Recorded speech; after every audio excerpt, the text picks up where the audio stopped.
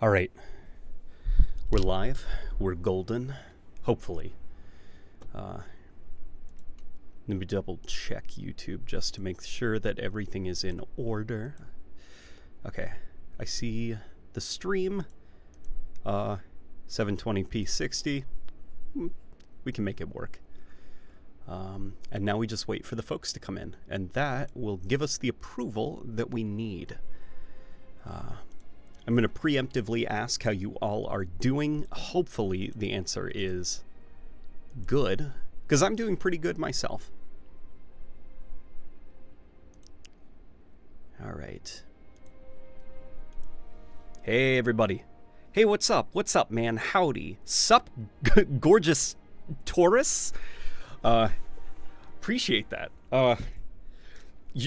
Not quite how my name is spelled, but that's actually probably cooler than how my name is spelled. Oh, and there's the wifey. Love your content. You're amazing, says Starboy. I have responded to the call to action. Sick with COVID. Aw, dude, I'm sorry to hear that. This new variant, it's something, isn't it? How are you guys doing today? We're gonna wait for a couple more people. We've got 64 of you just delectable morsels in here, and hopefully when we get a few more, it's nothing crazy. Okay. Well, okay. I do need help, but it's with a video. Come join me. I require help with footage and research for an evolution topic. All right. This is actually going to be a fun one. I think this is going to be the first collaborative evolution video. Because for once, I don't have a lot of opinions about this subject. I saw Carbine, says Sloth Requiem. What have you done to the Carbine? I haven't done anything. The Carbine's fine. So, okay, for all of you who are joining here. Oh, because I'm on console. Here. Let's get you guys in here. And while you all are joining... What's a good background? What are your favorite backgrounds for the MCC? I think I'm gonna go with the snowy warthog, just because you know, it's starting to get a little bit chilly out. So we'll do that quickly. So you all are probably wondering why I've assembled you. Why I'm on the MCC. And the reason why is because I'm going to be doing the evolution of Halo's Carbine. The problem with that is I don't have a lot to say about the Carbine. I don't have a lot of opinions, nothing too strong. The Carbine has just consistently been, like, you know, it's the Carbine. It's a single-shot rifle. And that's gonna get repetitive extremely fast. Unless I figure out, you know, some more nuanced thoughts about the Carbine. One of the things that is rather interesting is Halo 2 Vista, due to the frame rate increase, the fire rate cap on the Carbine was raised, so you could essentially fire it as fast as you could click the mouse, and that problem was ported over to the MCC, so the Carbine was unintentionally busted. All right. It's purple. No game screen. Oh, here, let me, watch this. Watch this. There's no game screen. No game screen, no problem. All I have to do is make myself physically smaller. It stuns enemies in Halo 2 like the plasma rifle did in Halo CE. Can anyone verify that? If I can get some verification.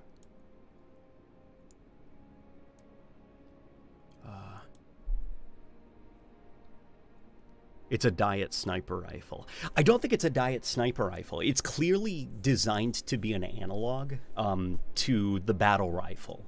for Halo 2, because the problem with Halo Combat Evolved, well, not a problem. It's not a problem at all. It's by design. The enemies there. Okay, so first up, guys, we are going to, if you guys are right now on your Xbox, it's hard to find games in Halo 2. So I am going to be hopping on to Halo 2 in the hopes that I can find myself a Carbine, you know, so I can get footage of the Carbine and stuff. I am going to be primarily searching Auto Slayer, Flag and Bomb, Zone Control, and Asset Denial. Not Precision Slayer, because Precision Slayer is the domain of the sweats, you know. I was the guy in the friend group that cheered every time the SWAT Carbine game type came up in rotation. Is Carbine in the SWAT playlist? Ah.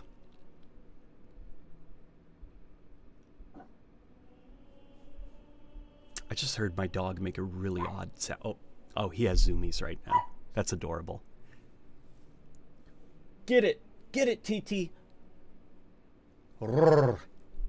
He's rolling on his toy right now. And he works himself up when he does that. Crossplay enabled? Crossplay is enabled, my friend. Always have crossplay enabled in the MCC. I know that people think that the MCC is busted, like crossplay is busted and stuff. In my opinion, crossplay is the most fair on the MCC outside of SWAT. Then keyboard and mouse has an advantage. But for the most part, most of the modes, I think, outside of those ones that have really fast time to kills, they did a pretty good job of balancing keyboard and mouse play. Okay. Trying to remember, actually, where the Carbine is located. It's not on this map, is it? Let's also crank up the field of view just a smidge, a hair. Oh, no. Yeah, there we go. Let's also get this vibration turned off. Oh, guys, guess what I got? This is pretty cool. This is pretty cool. You guys got to see this.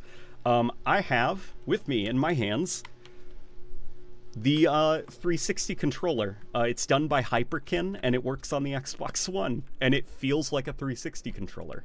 Only problem with it is, like a lot of Xbox, modern Xbox games, Xbox One and Series X, vibrations, I think, are massively overtuned. Like, this thing sounds like a jet engine taking off every time that it vibrates, and it doesn't feel particularly comfy when it does vibrate, but other than that, perfect. Sticks feel great. Triggers feel great. Like, they nailed the design. This is my favorite controller.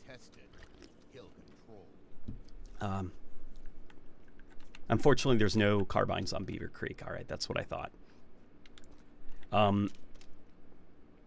Game saying you're in Halo 3 on Construct. Well, I'm certainly not on Construct. I'm actually sad that Halo Online was canceled. It had a lot of interesting variants. It certainly did.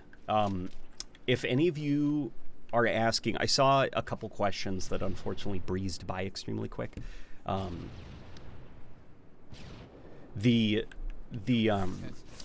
My thoughts on the Season 5 trailer.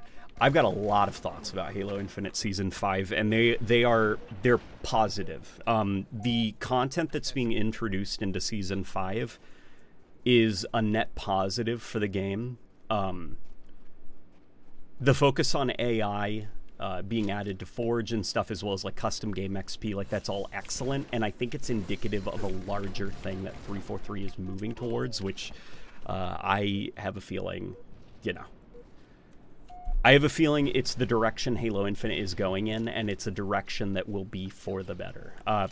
Since you guys are probably going to see the video I'm going to do on it anyways. So, Joe Staten is gone now. A lot of the old guard are gone from 343. Clearly, it's taken about, less than a year, but, a little over half a year, and we're now starting to see the gears turning on some of the newer directions, new management, like their choices finally starting to take effect. Okay, so off the bat, the live service stuff seems to be dropped. Like the kind of like holding back content so that it can be bundled into this like live narrative story, and it can be live servicey and, you know, events and tying it up in this like narrative. Like all of that is now going by the wayside, and it seems like they are dramatically speeding up the inclusion of like missing content and just kind of getting rid of the whole seasonal narrative. So basically they're focused on like, crap, we got to get this game finished like now. But more so, they're also shifting focus away from the multiplayer for a bit. Remember the way that Halo Infinite launched? It launched with 5 playlists in total. And the goal very much was like, for the live service, for the addictive reward loop, we want you throwing yourself against the competitive brick wall in matchmaking. Well, now the focus is shifting towards custom games. They're adding AI to Forge. They're bringing back like more casual stuff like Firefight. They're prioritizing getting custom games compatible with your battle passes, which means now custom games are going to be opened up to monetization. Not that they're going to monetize custom games, more like you buy a battle pass. Well, if you play custom games, you're doing nothing with that battle pass. Like, for those who enjoy Forge and custom games, no incentive to spend money. Well, now you do, because custom games are going to be attached to the monetization and reward loops, you know, via XP and stuff like that. So with the inclusion of AI on top of that, and the community inevitably starting to create, you know, like their own campaign missions, their own firefight experiences and stuff, which, you know, will play and earn XP in and unlock cool rewards in and stuff. Like, they're drifting further away from like the we have all the content and we will distribute it or withhold it from you how we see fit. Now get on the live service hamster wheel and start running, you know? You little wallets, you. Yeah, now they're just like basically giving the keys of the kingdom to the community essentially and saying like, make the game yourselves. Which is good, by the way. That's kind of what they did with the MCC. And it ultimately, I think, benefits the MCC in the long run, and I think it's going to benefit Halo Infinite in the long run. If you can kind of, like, opt out of the grindy, competitive 343 developed stuff, and you can just kind of, like, relax, have fun with your friends, get a little bit of XP, maybe kill a Banished in Firefight. It's good stuff. It's good stuff. So the content is good and all in Season 5, but what I think is way more interesting is what the new content says about the direction that the game's going in now, what their priorities are for the game.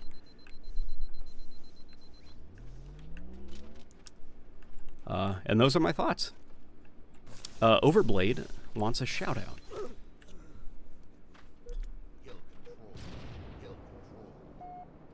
Will building give XP? Forge. I don't think Forge is going to give XP, but I wouldn't be surprised if they eventually found out a way to get XP working in Forge. But you know what that means, guys? That means we can have late night gaming custom nights with you, the community, and you guys can level up your battle passes while we do it. Heck, wouldn't that be fun if we did, like, throwback playlists where we did custom games that had specific rule sets and stuff that emulated different Halo games on Forge maps from those Halo games? At least that match is over with. Gotta say, the helmets we've seen so far are good, too. Yeah, they're pretty good. The Flood stuff, I am actually interested in that, not because I want to wear it as my, like, customization, because, like, I want to look cool as a Spartan. I don't want to look, like, repulsive. I'm definitely probably going to buy some of the Flood stuff, if nothing more than for infection, as well as, like, making cool machinimas and stuff like that, but QWalter just gifted a membership to Funny Snake. What day does it start? So, babe, I think it starts Tuesday, the end of the reset. One of Bungie's largest missteps was abandoning user-driven custom content. Custom games on Destiny 1 and 2 are bare minimum. I definitely agree with that, but I get I guess that, like, Destiny is so different from Halo. Destiny is more of an MMO. So it's hard to do, like, an MMO that's driven by player content. Excuse me. I'm drinking sparkling water. Bellevue Aldi brand. And it's making me embarrassingly burp mid-sentence, but... Yeah. Oi, what's up? I gather you're excited about Halo Infinite Season 5. Andrew, I am. I am excited. What do you need help with for the Carbine? Or as some incorrect people call it, the Carbine. Yeah. Don't be the guy who calls the Carbine the Carbine. I don't care if it's if it is correct somehow.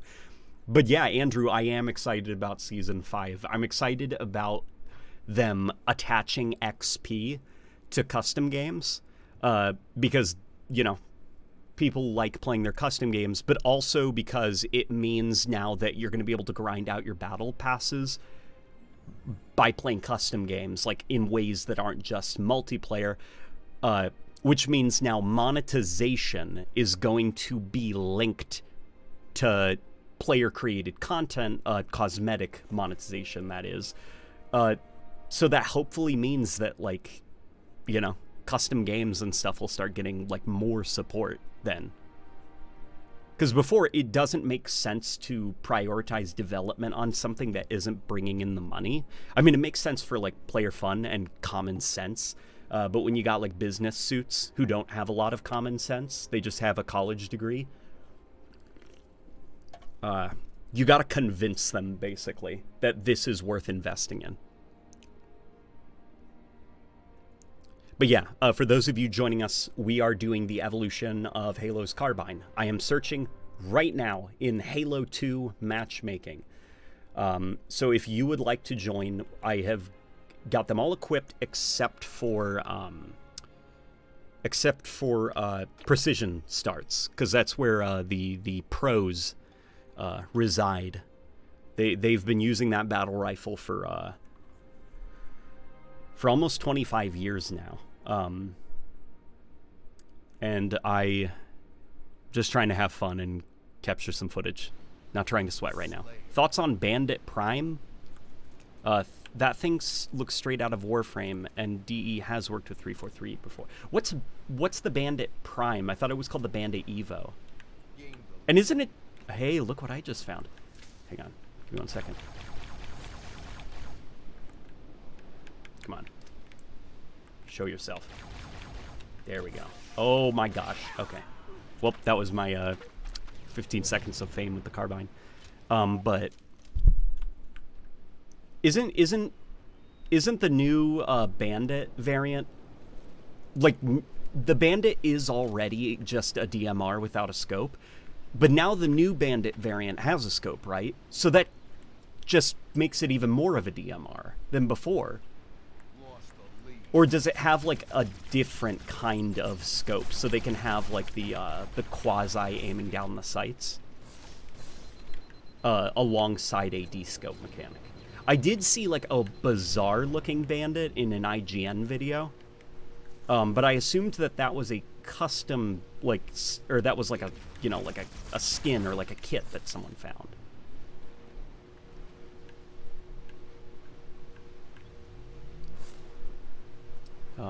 It has a holographic sight, not a scope. Gotcha. Okay.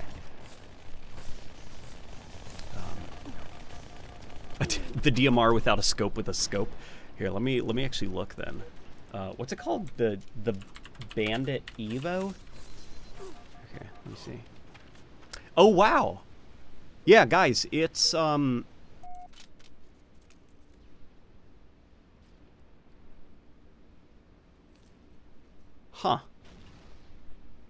Yeah, it literally is just a Bandit, but it looks like it has, like, a Modern Warfare holographic sight on it. Yeah, so not quite the DMR with its scope back. So now it's just like a DMR with a holographic sight. That's pretty neat. NTV custom progression combined with AI and Forge means we've now got an avenue to earn Battle Pass progression through PvE modes. Campaign next, please. Yeah. I'd imagine the next Halo campaign, though, we probably it probably will not be a traditional Halo campaign, because they're gonna have to find a way to monetize it.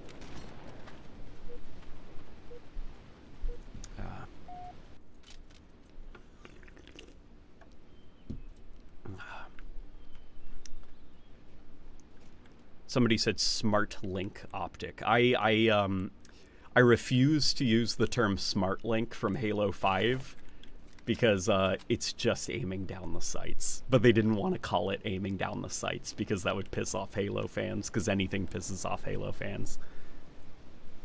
Mr. Nowhere says, I'm helping with $50. It definitely helps, Mr. Nowhere. I can't lie. How are you doing, man? We're talking about the Carbine right now. We're talking about Season 5 of Halo Infinite, capturing some footage, just kind of like enjoying the evening. What have you been up to, man? Oof. Last time we talked, I think you said that you have a new PC, right?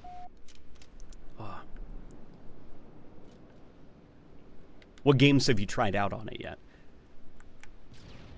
If you think about it, Carbine just means rifle, so the Carbine is the Covenant rifle.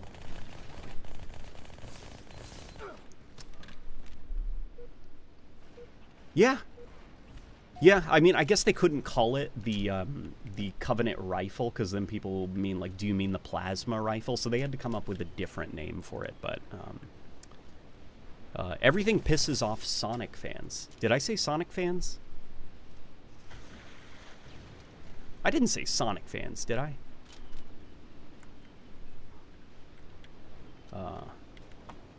Man, that gave away what I've been playing the last couple of days.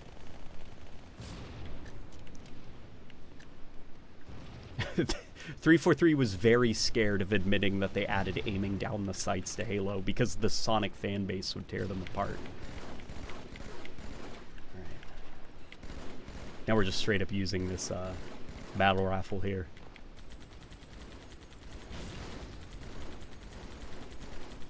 Oh boy, I see him over there. Damn it. I couldn't get a hit on him, so he scoped in and got me.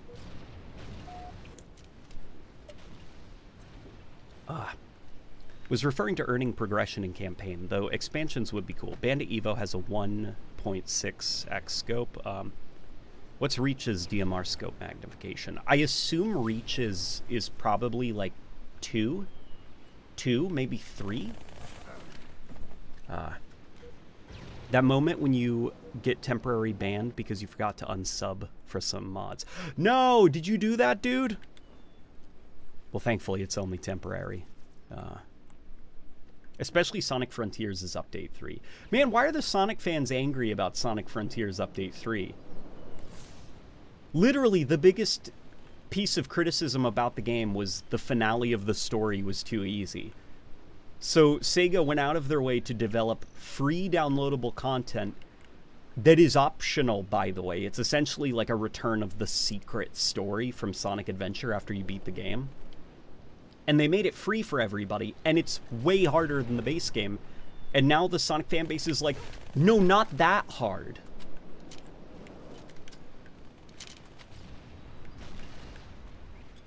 It's like, guys, you're supposed to hack away at it for like months. You're supposed to master it. You're not expected to beat it in a weekend.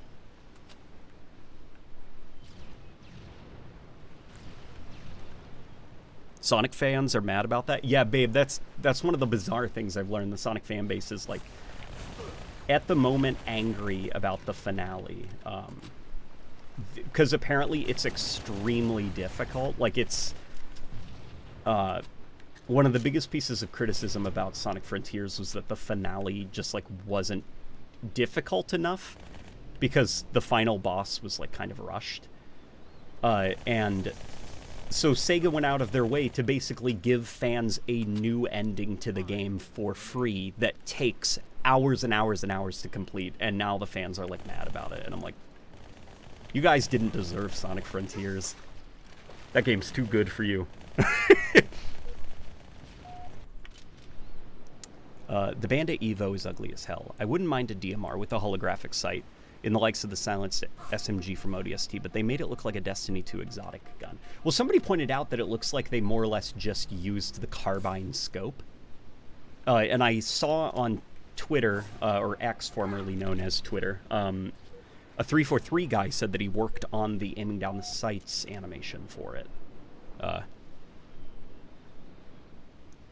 Which also, for the people who say SmartLink, it's not ADS, it's SmartLink. The literal developer on Halo is calling it aiming down the sights.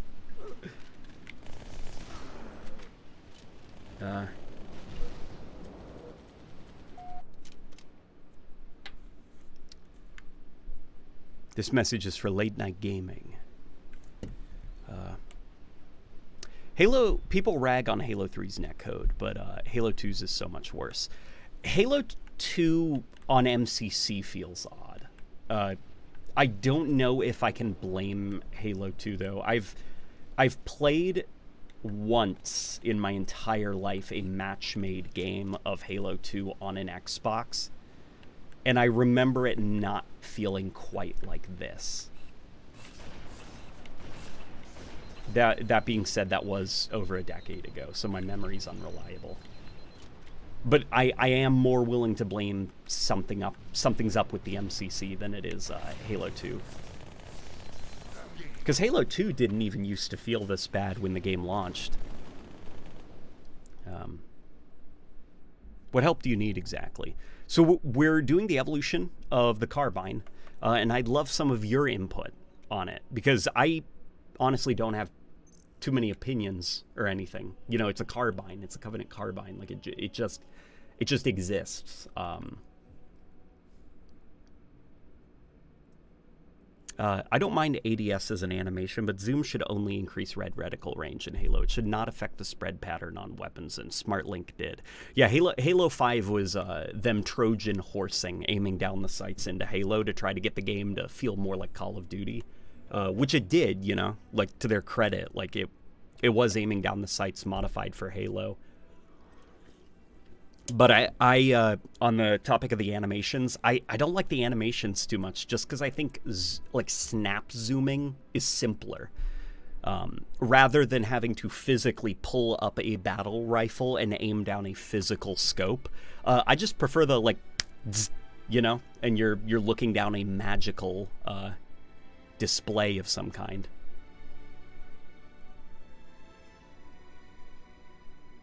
It also helps that zooming is a mechanic that was disconnected from animations. So you could be doing like anything. You could be like throwing a grenade, punching or whatever, and then you could zoom while still in an animation. Whereas in Halo 5, you had to wait for your animations to finish. So if you're sliding, you had to wait until the slide animation was finished, because it's an animation, the act of aiming in that game. Jake Sklar says, do you think the previous layoffs from 343, after the previous layoffs, we should still be worried about the near future of Halo? From what I'm seeing, things are doing great. A lot of this content that we're seeing, it has been worked on years.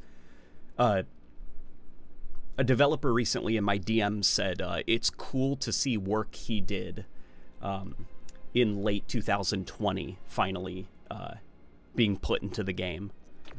But so I'd say they have enough to chew through to kind of sustain Halo. Halo Infinite, at least. I don't think they'll ever like have a massive reinvention overhaul of the game, but I think as far as Halo fans are concerned, like, we're gonna be eating good with Halo Infinite, that is. 3X, according to chat. Also, I was under the impression that SmartLink was a catch-all term to refer to both aiming down the sights and traditional scoping. It was, like, it was during, it's kind of morphed into that. Like, during the marketing tour of Halo 5, they were like, here's the new innovation of Halo 5, Spartan abilities. And then they were like, the new mechanic in this game is SmartLink. And SmartLink means all your guns now are linked to your HUD, so you can activate Smart Scope. And it, you know, and then they show you like aiming down the sights with your battle rifle, or with your battle rifle, your assault rifle, or whatever. But now it's kind of like evolved to just be a retroactive name for the scope mechanic, which I refuse to do because I think they're very, very different. Got to talk about how satisfying double headshotting brutes with the Halo 2 Carbine is. with those crazy ragdoll backflips. Oh yeah, for sure. Especially because that's like the only precision weapon you get in that level, if I remember right. Yeah, because the Flood, they're not using human weapons in that level, are they? Lordy. I think I also saw Andrew mentioning that the... no, it was Mythic Jacques who was in here, who said that the Halo 2 Anniversary multiplayer Carbine has beautiful colors. It does, by the way. It does have beautiful colors. Yeah, the Halo 4 Carbine, I want to say, like, Halo 4 to Halo 2 Anniversary, I think, was probably when the Carbine had the best coloration. It was just like, it was juicy, it was vibrant. The greens contrasted against the purple brilliantly, because those are complementary colors. So they just naturally go well together.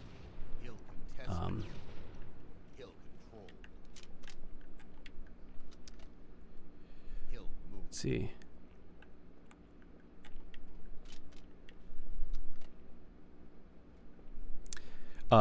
ADS in Halo 5 also meant that you had to have an animation for weapons that were not designed for it. Like the assault rifle animation is just holding the gun closer to your face.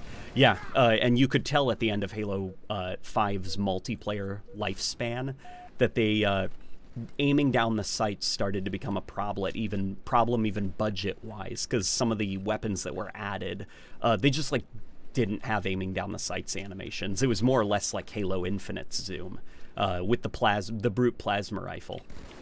You know, no fancy holographic display or anything like that, just a kind of like static zoom in, because they probably just did not have the resources at the time to animate a new aiming down the sights animation.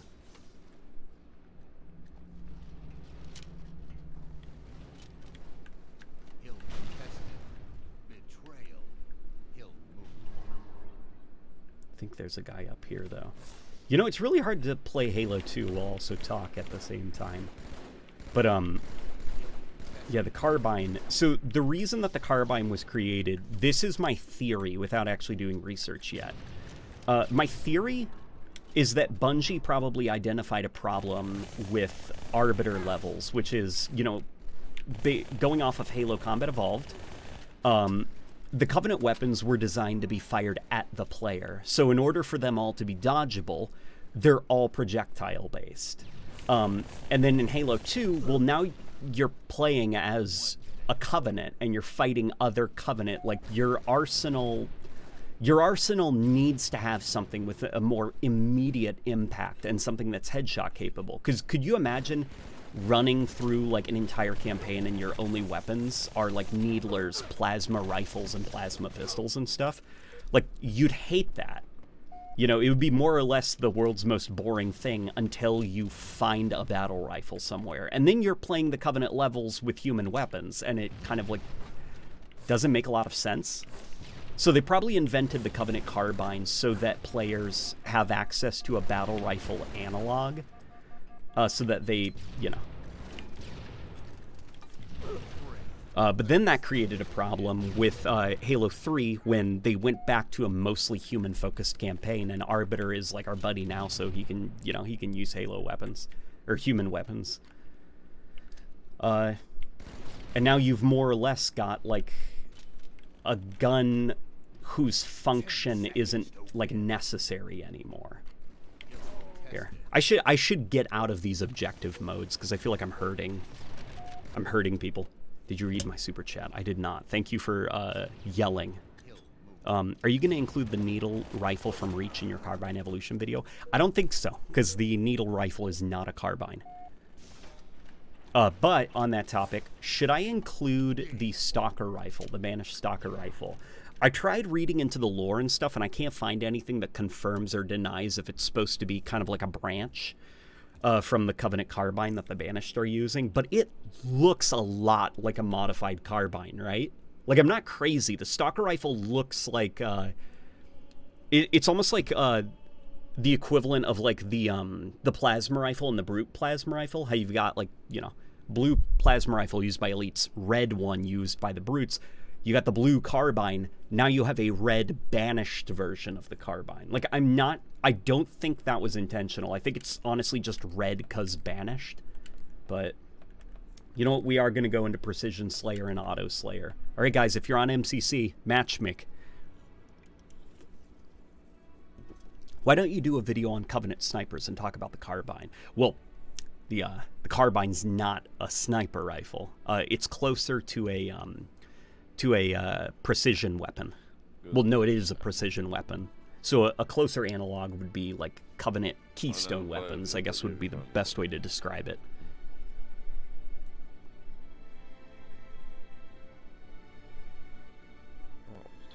I mean, you could always pick up enemy weapons, so I think calling them redundant in any context is inaccurate.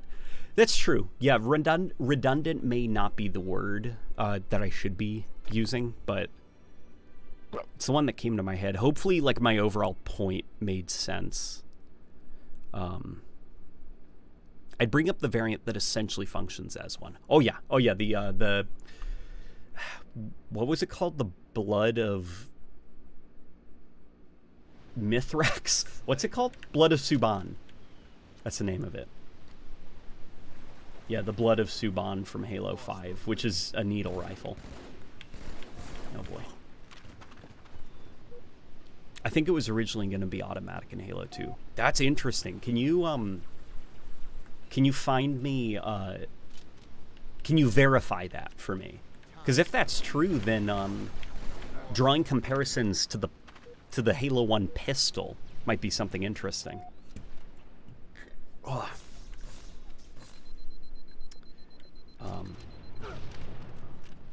How's the needle rifle not a carbine? It's more of a carbine than the stalker. Well, because the needle rifle is the needle rifle. I think if there is ever a video for the needle rifle to be in, I'd say it would be in the evolution of the needler, right? Probably not the carbine. Because it's more or less like take the super combine fun of a needler and turn it into something with range, and then all you have to do is land 3 shots, and then you get the super combine.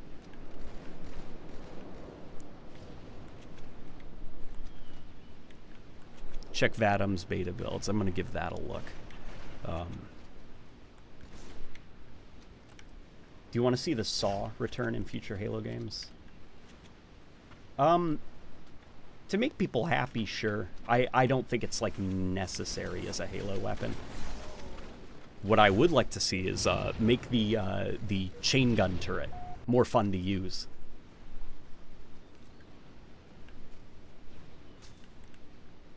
Because if you can take that chain gun turret that you can rip off its hinges and make that thing a lot of fun to use, bring back its rotating barrel, make it like a full experience to use that thing and run around and get a killing spree with it, who needs the Saw anymore, man?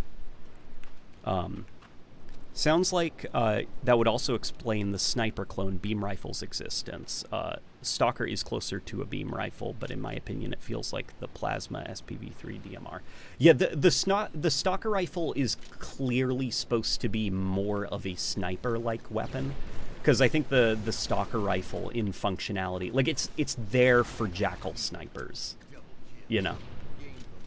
Because, like, you're not going to see a Jackal sniper holding a skewer, right? That thing is, like... The skewer is literally the size of a Jackal. It's not going to be holding it on its shoulder. So that's probably... Oh, my gosh! Hey! Thank you, dude! Mighty kind of you. Did you guys see that? He found a carbine for me. I appreciate it, man. That was awesome. Dude, Halo fans rock. Oh boy. Oh my gosh, and I just lost it. Does the pulse carbine fall under carbine or plasma rifle analysis? The pulse carbine, that's a good one. I mean, it quite literally is called a carbine, but I'm not sure if it would be appropriate, because it's not the carbine in functionality. It's also not a plasma rifle, but I think it would be fair to say that it's closer to a plasma rifle than it is a carbine, right? But even then, like, that would be a stretch. I'd say, like, the pulse carbine would probably have to be part of its own video. But I don't know, man. You know what? Discussions. Let's have some discussions. The needle rifle.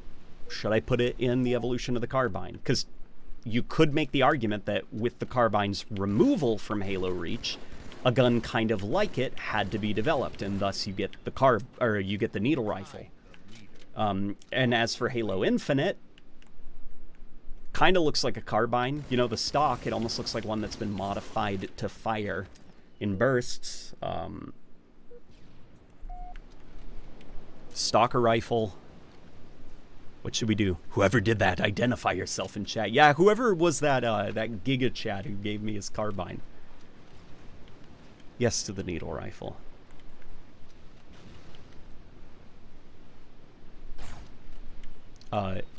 Detached chain gun made in first person idea. Screen shakes as each shot gets more intense with the sound of bullet shells falling on the ground while you unleash power shots, struggling to keep accuracy. I can see the vision you're going for. Almost like, he did it again! He did it again!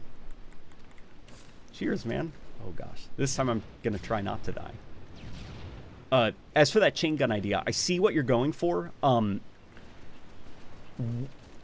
The thing is, though, the chain gun is not like it's not like a weapon you can stow. You know, it's more of like a utility that you operate with, and typically in Halo, when you find like a utility to operate with that you can't just like put away, I'm thinking like a vehicle, well, basically just a vehicle. That's my only example. And the turrets, which for the sake of this argument, we're not discussing the turrets. I don't know, I hope that I'm making any sort of sense. I think it makes sense that the weapon you can't stow, it transitions into third person in order to kind of like give you greater situational awareness of what's going on while you're using this kind of like off weapon. As well as just like it allows you to have kind of like a little bit of continuity between the Warthog's chain gun and the turret chain gun. Like, kind of like, hey, this thing's like the same thing, but now you're running around with it. There we go.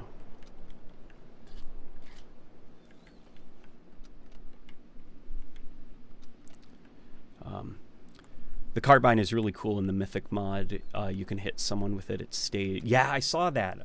In Mythic Jackie's mod for Halo 4, when you hit somebody with the Carbine, there's like vapor trails that linger on the... So you can see like an elite running around, and he's got like a sizzling impact spot on his armor that's like emitting green smoke.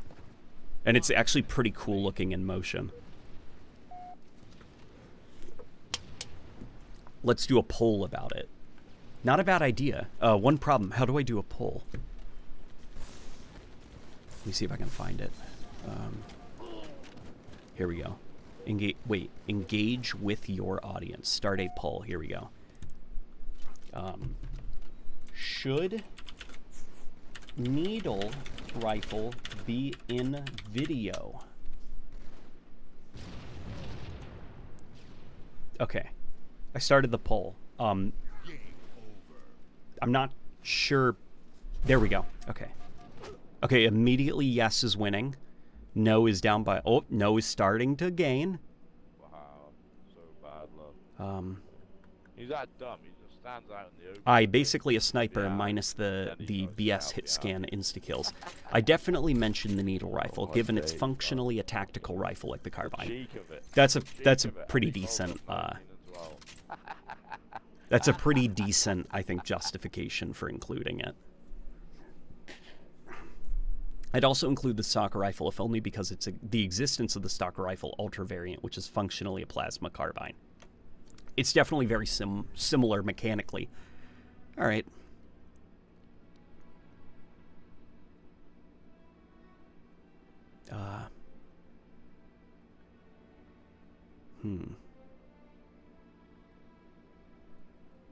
First-person chain gun was a cut weapon in Halo CE. Yes, I recall.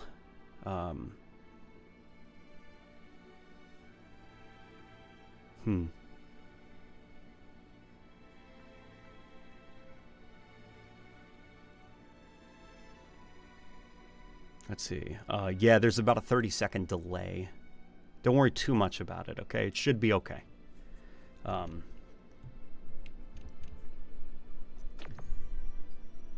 The Jackals use it, so that's a start. It is a start. Do a video on the fuel rod cannon and make sure to add the CE PC version, please.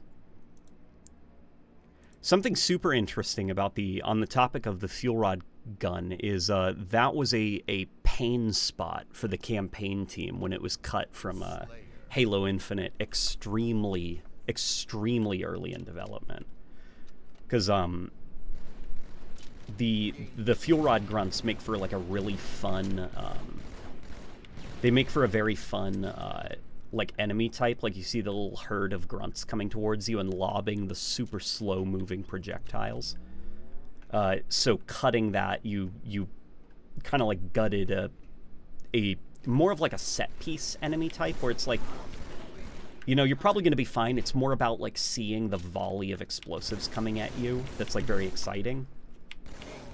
Plus it allows for a lot of high risk. It's a high risk encounter that you can dispatch extremely quickly, and you can fill to the brim with enemy types, whereas you can't do that with like elites because they take a little while to take down because of their shields. You know? Are you just searching Precision Slayer? Both Auto and Precision Slayer. And I swear that there's a sniper on this map. Or not a sniper, Carbine. Carbine. I'm looking for a Carbine.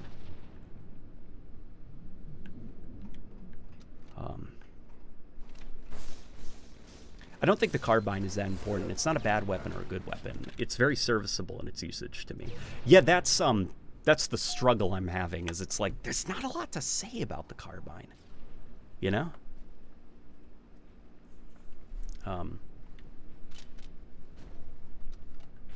Off topic, but what did you think about the recent reveal that at least one Spartan fire team was infected by the Flood? Is it a reveal, or is it just like a cosmetic skin?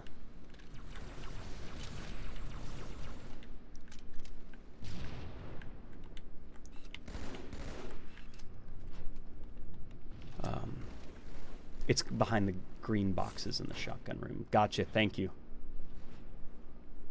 Let me try to remember where the shotgun room is.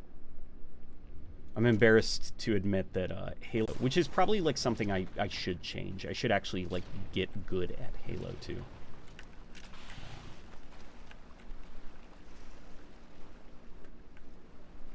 That's why Halo 2, it's actually a lot of fun to talk to pros about the game, because they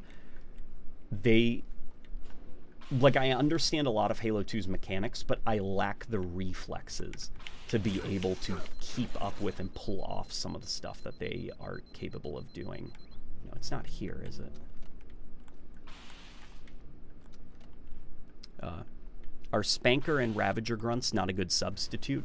No, because the way he described it to me was like, a Spanker is very fast moving, and it's only got 2 shots before it needs to reload. And like for the AI and stuff, what you can do is you can cheat a little bit and just have them fire off 1 shot and then have a very long interval before the second shot. But with a fuel rod gun, you can do like mini volleys, like boom, boom, boom, boom. You know, you fire off a couple shots and they move very slowly through the air. So there's a lot of room for the player to kind of anticipate them and move around them and stuff. And if you don't and you get killed, that's kind of on you.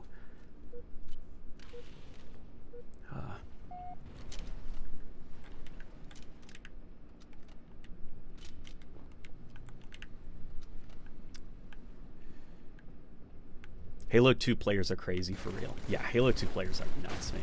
Halo players just in general are pretty nuts. It's really cool seeing what they're able to do with the games competitively. Like, just because of how low the time to kill is for Halo. Long? What's the official term? It's cool seeing all the ways that players have figured out different weapon combinations, different strategies to be able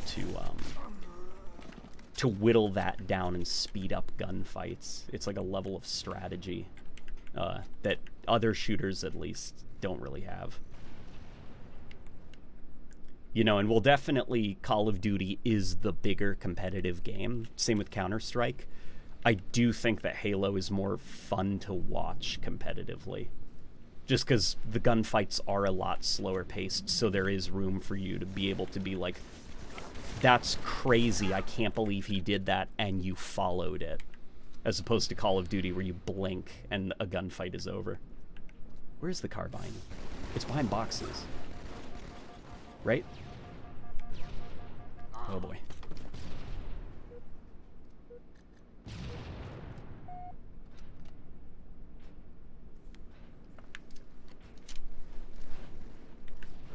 I do think that the Halo 2 Anniversary Carbine reusing Halo 4's wasn't as impactful as the Plasma Pistol. The Plasma Pistol's hologram made it feel like a holy weapon. The Carbine, not so much. The Carbine... So, this is like one of those, like... This is like one of the... We had a discussion, I think, on a previous video about, like, silly little opinions that do not matter. Like, really don't matter. And I'm not going to bring them up because they don't matter. But it's more like personal things, you know? I do wish that it wasn't the Halo 4 Carbine. I understand why it is the Halo 4 Carbine, because there basically is no difference. Like, the Halo 4 Carbine just looks like a Halo Carbine, you know? But, the Halo 2 Carbine, like, that design for it, I freaking love the little circles. And then in Halo 4, they made them the more, probably, like, honestly easier to hold, like, angular gaps in the stock.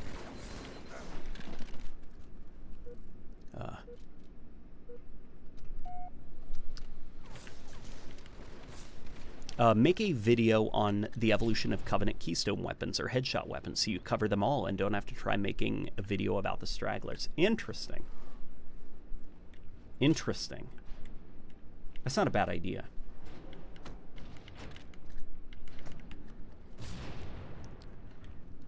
Not a bad idea. The smallest hill you'll die on. Yeah, basically.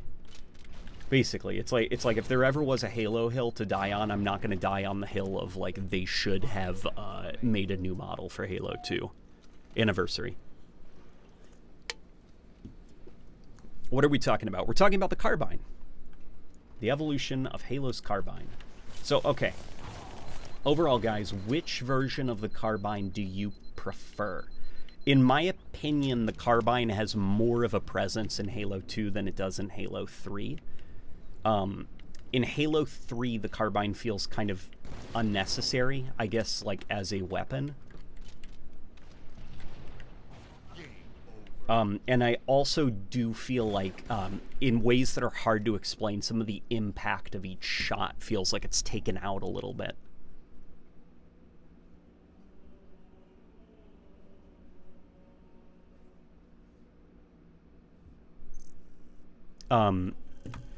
Talking about the plasma pistol. Do you know if it's true that the Sandbox team had to fight tooth and nail to get the plasma pistol in the game? Yeah, it was not the Sandbox team, it was the campaign team, because for the most part, after Halo Infinite got a new lead Sandbox director, when the game started development, the way the story goes is multiplayer and Sandbox became very disconnected from the campaign team, and it was very hard for them to communicate with Sandbox's lead, as well as multiplayer. And to their horror, they discovered that the plasma pistol was being cut from the game, as well as the needler. And they had to, like, beg and plead to keep the plasma pistol and the needler. And the needler at one point was even like a weird gravity gun for some reason, because they were trying to, like, reinvent it. Very strange, but, you know, strange things happen during development. Hey, the Carbine. Okay. Oof, oof, oof. Okay.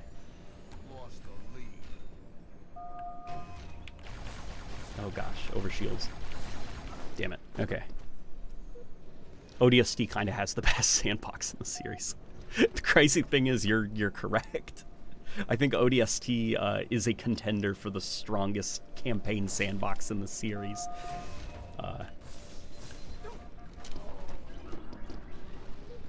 SPV3's particle carbine. OGs felt like semi-auto BRs. Yeah, the particle carbine was pretty damn cool from SPV3. I don't understand why they didn't just keep some of the most iconic weapons in the series. In my opinion, the plasma pistol and plasma rifle should be in every game. The way it was explained to me was there was this, like, desire from basically, like, publishing, or not publishing. No, I don't want to say that. I don't want to throw anyone under the bus. Can't remember exactly who it was, but it was people from up on high that wanted a reinvention of Halo, which is silly because, you know, Halo Infinite was also supposed to be like a reboot, bringing things back to basics. But it's new, but different. It's the same, but a new experience. They wanted a new sandbox because they were tired of, like, the same weapons kind of over and over again. So there's this push for new.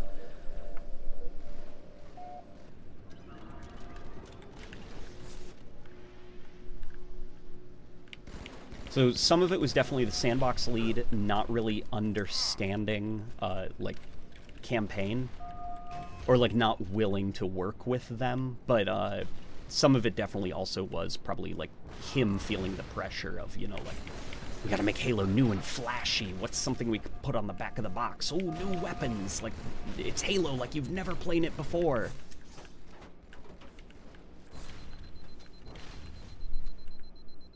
Let's go over this way.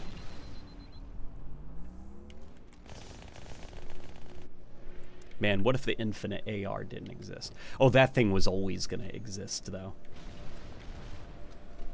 Like, there are some weapons that are so iconic that they will never be on the chopping block, and the assault rifle is one of them. Like, when you think of Halo, you usually think of, from the third person, the Master Chief, and from the first person, that gun with the numbers on it.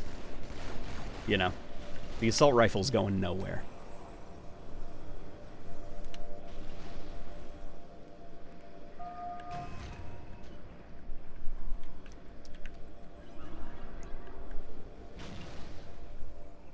Let's go hide over here. Yeah, I struggle to kind of think of what the Carbine is supposed to be, I guess, in the context of Halo 2's combat loop. Yo, Max Hoberman, he's on Twitter, right? Worked on Halo 2 and stuff. Maybe he has some insight on what the Carbine was supposed to be, how it was supposed to feel in the game.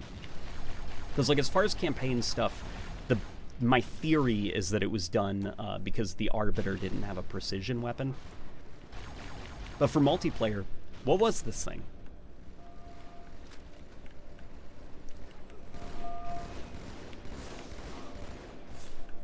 Let's retreat. Because for the most part, the battle rifle is a lot easier to use.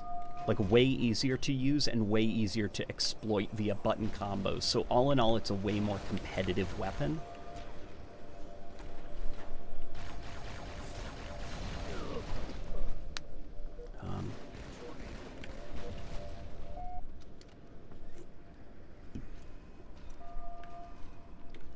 That's because Halo 2 largely clones the opposing team's sandbox. It definitely clones the opposing team's sandbox. But in multiplayer, where they're, like, elites can use human weapons and you don't have to worry about if it makes sense. Like, you know? Like, disconnected from the campaign discussions. I wonder what the Carbine was supposed to be in the multiplayer, what the vision was. Because it seems like just kind of a worse battle rifle.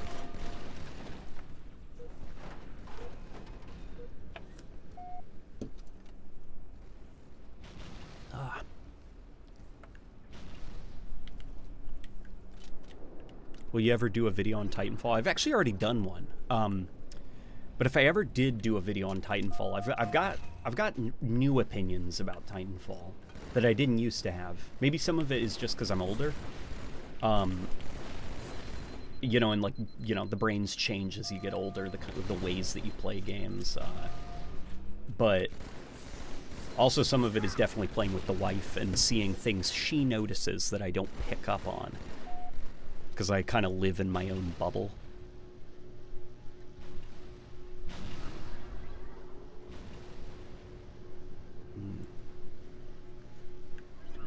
personally think the Carbine could get an upgrade. Unzoomed shots normally are fast like it should, but then when it zooms in, the shots are slower and act like the Mythic one. I don't think it was supposed to be an MP, but they just put it in because why not? That's definitely possible. I mean, in at least the Bungie era, not every weapon needed to be like this thing that you could get killing sprees with. Sometimes it's like it's more about just like putting it there for flavor, you know? You see the Brute Spiker in Halo 3, you're not going to get a kill with it. But on the off chance that you do, holy moly, you're going to remember that for life, you know? Plus it just gives like more weapons scattered around the place, like a sense of like there's a lot more. Even if ultimately you're going to choose the thing that's easier to get kills with, somebody might pick up the Spiker.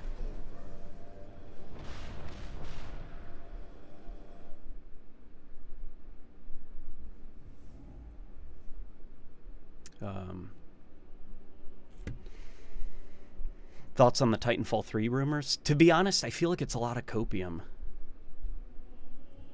I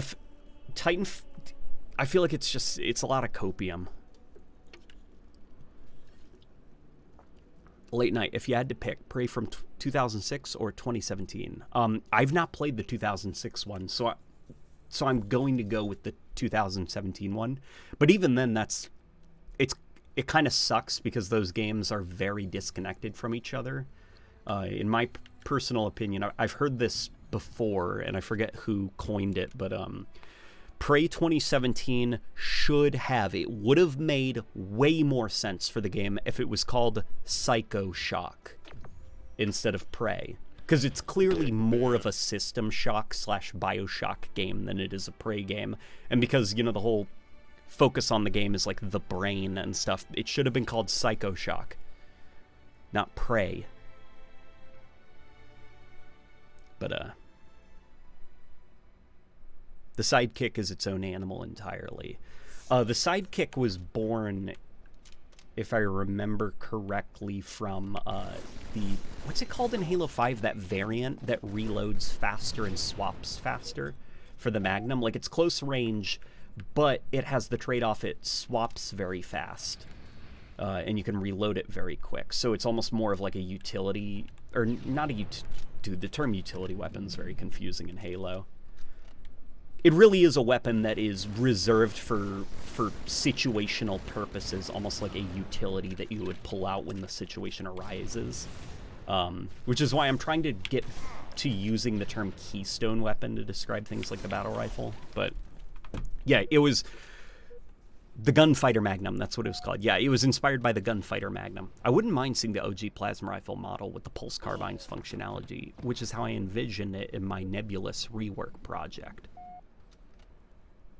I'm not sure how I'd feel about that, just because that would be like transforming the plasma rifle into an extremely different weapon.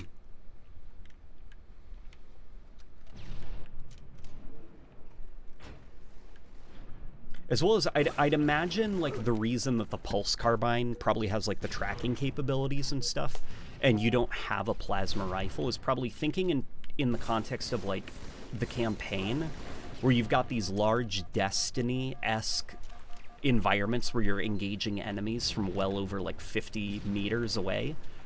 I think of kind of like how a lot of Destiny's enemy AI, they have weapons that home in on you, but don't do a lot of damage, and they kind of fire in predictable burst patterns.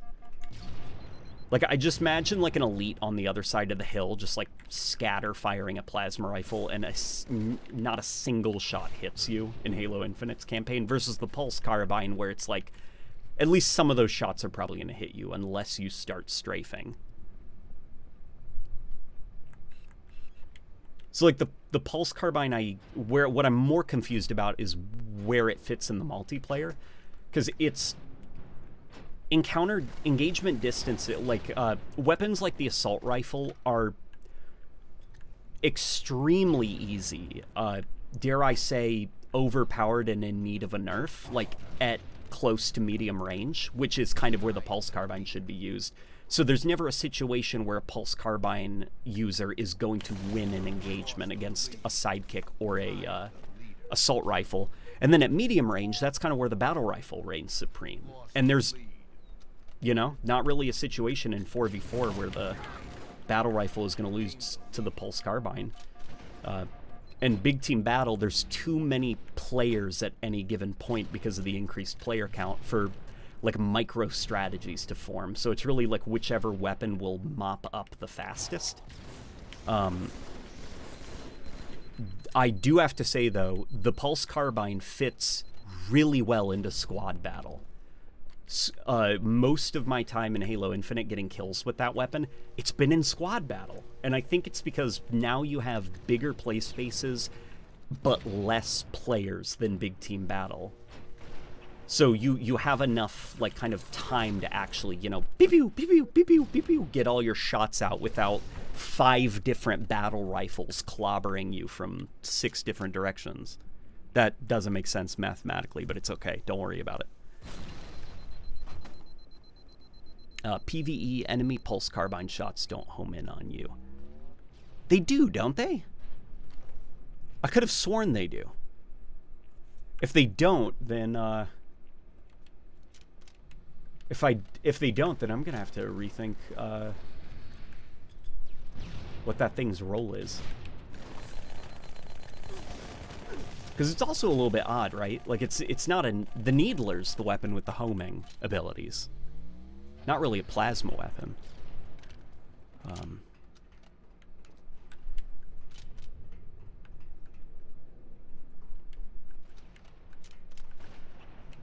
Pulse Carbine is amazing in squad battle. I agree, especially on the Last Resort remake. That's the map I was thinking of when I went on my little speech about the Pulse Carbine. I don't know what it is about Last Resort, but the Pulse Carbine, it's like that map was built for it. Like, it's really good on Last Resort. Dare I say, one of the best weapons on the map. At least if you're an attacker. Yeah, if you're an attacker, you probably don't need a battle rifle, to be honest. Just grab yourself a pulse carbine, and that thing will do most of the killing at medium range.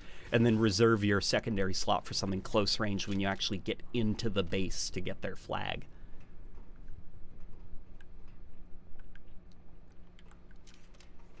LNG, how do you feel about the Disruptor versus the old plasma pistol? I do much prefer the plasma pistol. Just because I think the Disruptor's like hit scan nature, it makes it, well, ironically, it fits the name very well. It's very disruptive, I guess, to multiplayer combat, and I think it contributes to like some of the problems people have with vehicle gameplay in Halo Infinite. Versus, I think the skill required to actually land an overcharged shot. Plasma pistol overcharge could home in Halo since CE. Boom, there you go, Andrew. You know what? Disregard anything I just said about the pulse carbine's homing not making sense. Disregard, okay? That observation is thrown out.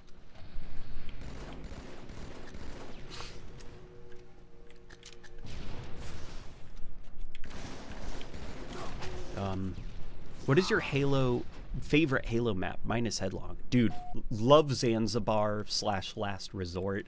Love High Ground. Love Guardian. Trying to think of some others. Headlong is great as well. Really, really, really like... it's called Last Stand, right? The Halo 3 DLC map with the satellites. Really like that one. I know that's not a popular opinion, but I think that one's good fun.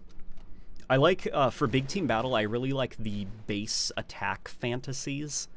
Whether it's asymmetrical or symmetrical, I just like that, like, this is my fortress, and it's got machine guns and a ton of guns inside, and then there's big stretches of kind of like no man's land, and you've got to assault the enemy fort. And as far as 4v4 Slayer is concerned, I really, really like a lot of the more asymmetrical stuff. Such as High Ground. Hey, Classy Fish just donated $2. Dude, I appreciate that. That's very kind of you. Yeah, even if you don't have anything to say, man, it's still appreciated. Hydra sucks. Hydra, I'm not gonna say sucks, but similar, I think, to the Pulse Carbine. I think the Hydra is hard to use just because Big Team Battle and Halo Infinite with 12v12, it's like not healthy, I guess, for good Halo combat. Because in squad battle, that Hydra, it puts in work if you know how to use it. Especially since the Hydra, if a vehicle is doomed, if I remember right, it only takes one Hydra shot to prematurely detonate the vehicle. So if you see like a Wraith off in the distance, or like a Banshee or a Warthog that are like glowing red because they're about to explode, just fire a Hydra at it, and it'll do the job immediately before the driver can get out. Wow, what a fucking joke.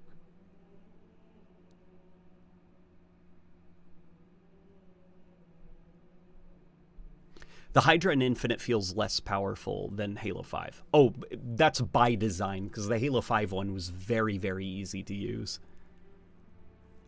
Classy Fish says, been watching since 2016. Glad to see you are still going strong. Dude, I appreciate it. It feels good to still be going.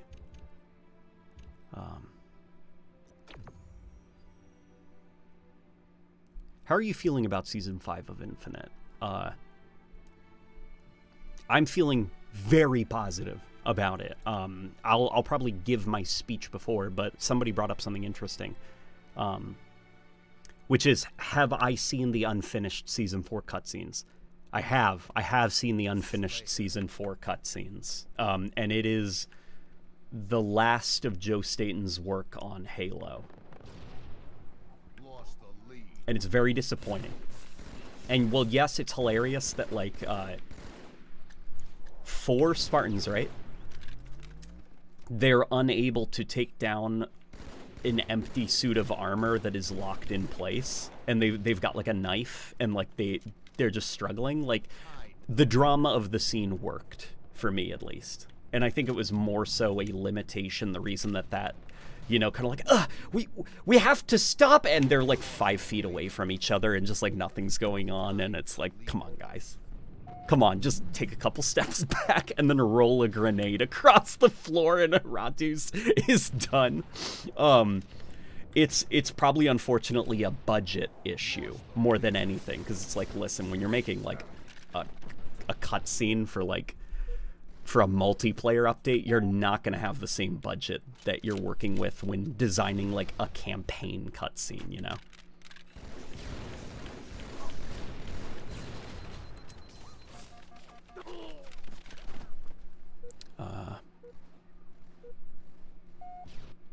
If you had to brand your channel off of different franchises than Halo, which one would it be? That's a good question. Like, brand as in change the name? Because late night gaming, I don't think it's very Halo-y. Right?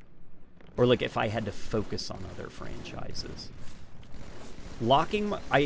If I did have the chance to rebrand my channel, I probably wouldn't focus on a single video game franchise.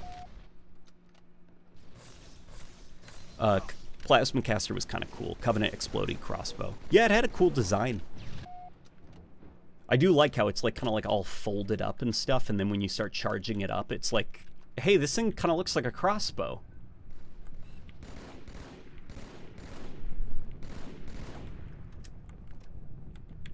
Infinite's Hydra is an emaciated Hydra. It's like seeing Flashpoint Superman, where he's scrawny and weak and not the true Superman we know and love. Well, hey, I don't love the Halo 5 Hydra. I really dislike the Halo 5 Hydra. I think it's not only a bad name for a UNSC gun, I think it was a bad design for a UNSC gun as well. It looked like something I'd find in the Nerf section of Target, more than a piece of futuristic military equipment.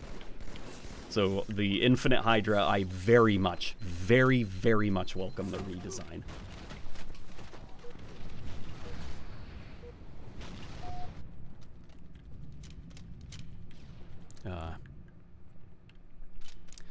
Grenade spam is terrible, and I always hated how 343 has made precision weapons so prominent in social.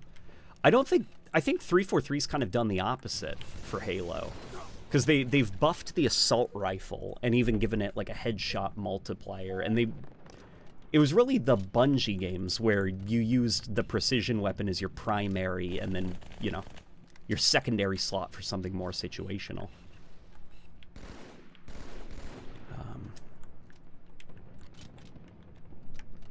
Infinite Hydra design looks like a massively overweight assault rifle. Definitely. I freaking love that thing. Just looks like a very chunky boy, a big meaty piece of UNSC tech. And I do like the design continuity. How it does kind of look like what if the assault rifle fired rockets. It's even got like an assault rifle-esque ammo counter. I like the Infinite AR. Feels like an actual AR rather than an SMG. Wow. I think you want to design guns more around what promotes healthy gameplay than how realistic it is.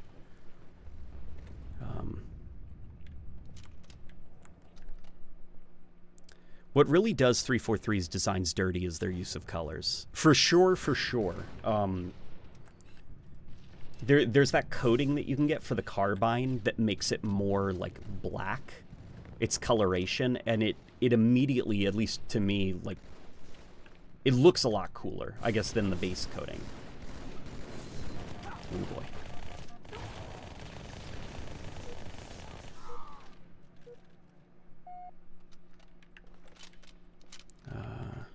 I wish... Wait, hang on. Things are scrolling up a little bit. Halo Infinite has a pretty Hydra. Halo 5 has a powerful Hydra. I'd say Halo 5 has an easy Hydra, whereas Halo Infinite has a, unfortunately, too situational Hydra.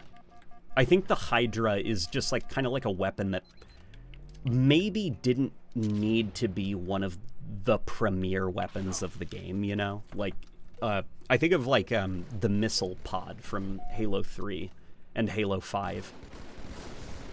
Like, that probably is a better role for, like, a lock-on rocket of some kind, like, than the Hydra, because I just think the Hydra, it definitely, if you're not very, very careful, it can break the game. And if you're not careful, it'll be literally useless. And the Infinite Hydra, I will not say it's useless, because I am quite good with it when I get my hands on it in squad battle. But in big team battle, it's pretty useless. And in 4v4, it would also be pretty useless. So it's just, unfortunately, I think it's more of just like a flaw with the idea of the weapon.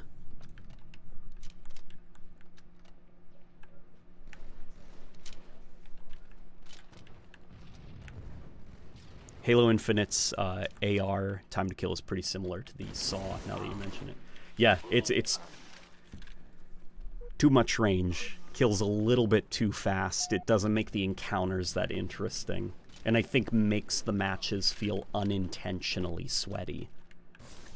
Which probably wasn't the goal, because the idea was they're trying to make the assault rifle easier for people to use. Like, you need, you know, a little bit less thought goes into it. You just kind of, like, point and let the assault rifle do the job for you. But unfortunately, when you arm everybody with the gun that kills extremely easily, everybody's getting kills extremely easily, and the sweat starts pouring out of your hands.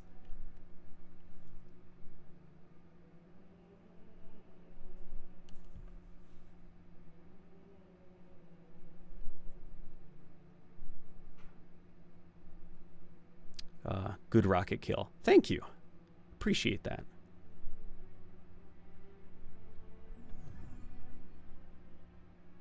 Here's a question. Here's a question. Wait, is it just me, or is the Carbine sound did the Carbine sound change in Halo 4 onward? The Carbine has a real hissy noise in Halo 2 and 3. Yeah, it's... Are you talking about the, like, the... You know, of you shooting out the shots, or the act of reloading it? Because I noticed in I'll have to find a Carbine, but if I remember right, in Halo 2 and Halo 3, it looks like you press a button on it, and the shell ejects itself. here. It's very hard to explain, but the reload styles are very different, and I understand why in Halo 4 and 5 they changed the sounds for it, because the old sounds wouldn't have made visual sense with what the guy is doing while he's reloading it. Glad to see you streaming semi-regularly again. Hey, Pigpen, how you doing, man? How goes the icebergs? Infinite's Hydra is a sexy, thick AR, and it's also a gyrojet revolver. Halo 5 Hydra looks like a mutant mountain. Looks like mutant mounds of metal that just so happens to fire mini missiles. Yeah, the Halo 5 Hydra's kind of like a mess.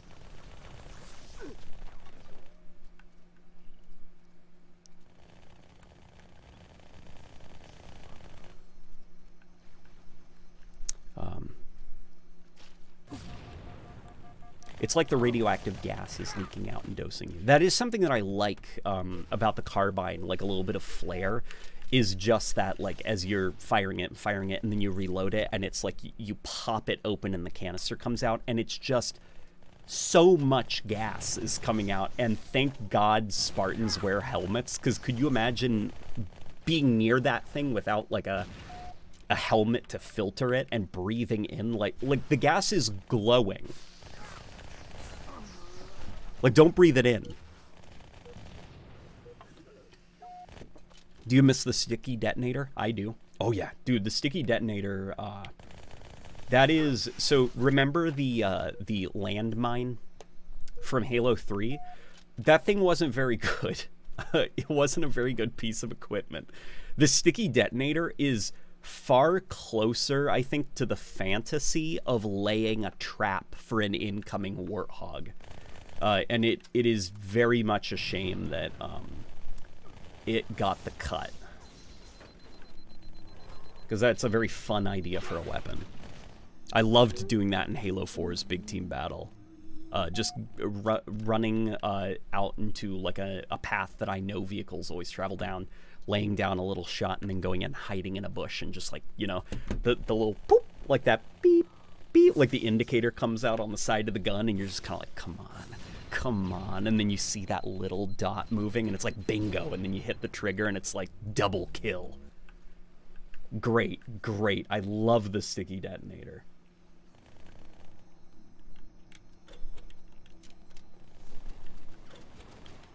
.343 did really well with the sticky detonator, saw, and railgun. Well, they did good with the sticky detonator. Do you think they could bring back the Halo 5 rocket launcher with some changes? Maybe one shot, but with a faster rocket and a larger explosion radius or something. Honestly, I wouldn't mind them just like straight up bringing it back as kind of like a mechanical reskin of the Spanker, like keep everything identical, even the reload speeds. Because I do not mind the Halo 5 rocket launcher that much. As far as like designs go, the only problem with it is it's not the Halo rocket launcher, you know? And trying to replace the Halo rocket launcher. Like Rebecca, I think she described it, the Spanker, the rocket launcher, as like a dramatic gun. Because it's like, listen, it's like a bazooka, like it fires rockets and stuff. But it's so dramatic in Halo. Like, Bungie went out of their way to make the silliest, loudest, biggest looking bazooka in any game. Like, you don't try to replace that design with just a tube. Oh, hello. Thoughts on which gameplay mechanics won't return after Infinite, like the grappling hook, AI companions, etc. AI companions, I doubt will make a return. If anything, I'm willing to bet that the next Halo game, instead of AI companions, you'll probably play as Halo characters, and that's how you'll get kind of like the chatter during gameplay.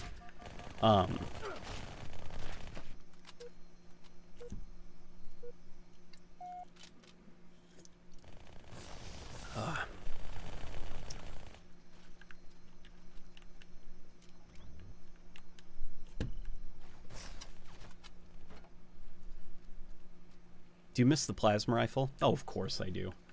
The reason that the plasma rifle vanished, methinks, is probably less to do with, like, 343 themselves, and probably more so just kind of, like, where the gaming industry was at that time, which was, like, you've probably noticed now, like, if you go play any video game, whether it's Apex Legends,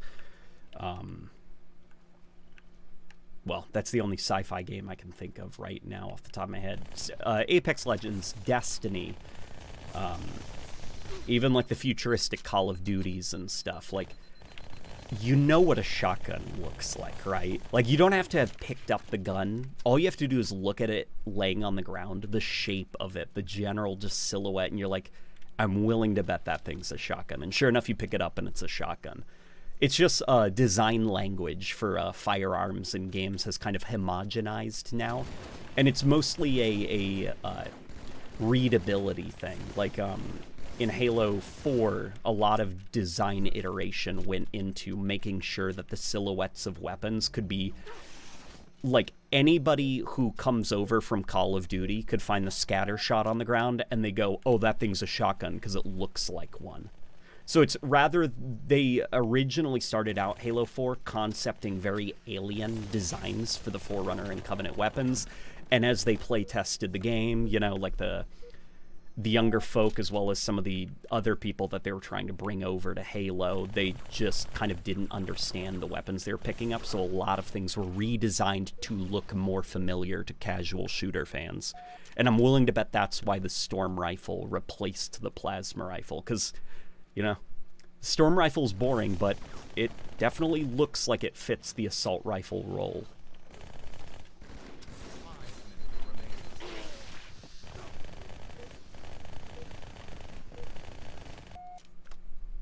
.343 shotgun design was like, what? What's that supposed to be? A piece of industrial... Okay, this is outside of, like, the art style debate on how over-designed the weapons are. Like, the silhouette, so like the shotgun, the you see the grip of it, the stock, and then along what appears to be tube-like thing, and maybe like a black little, like, that looks like a thing you can pump.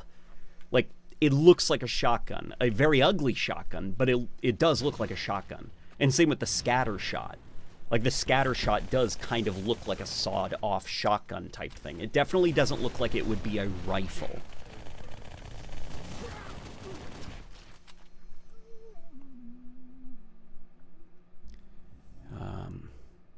I've said it once and I'll say it again. Include the Reach grenade launcher and give it a scope-activated alt-fire that turns it into a sticky detonator. Dude, that would be freaking sweet.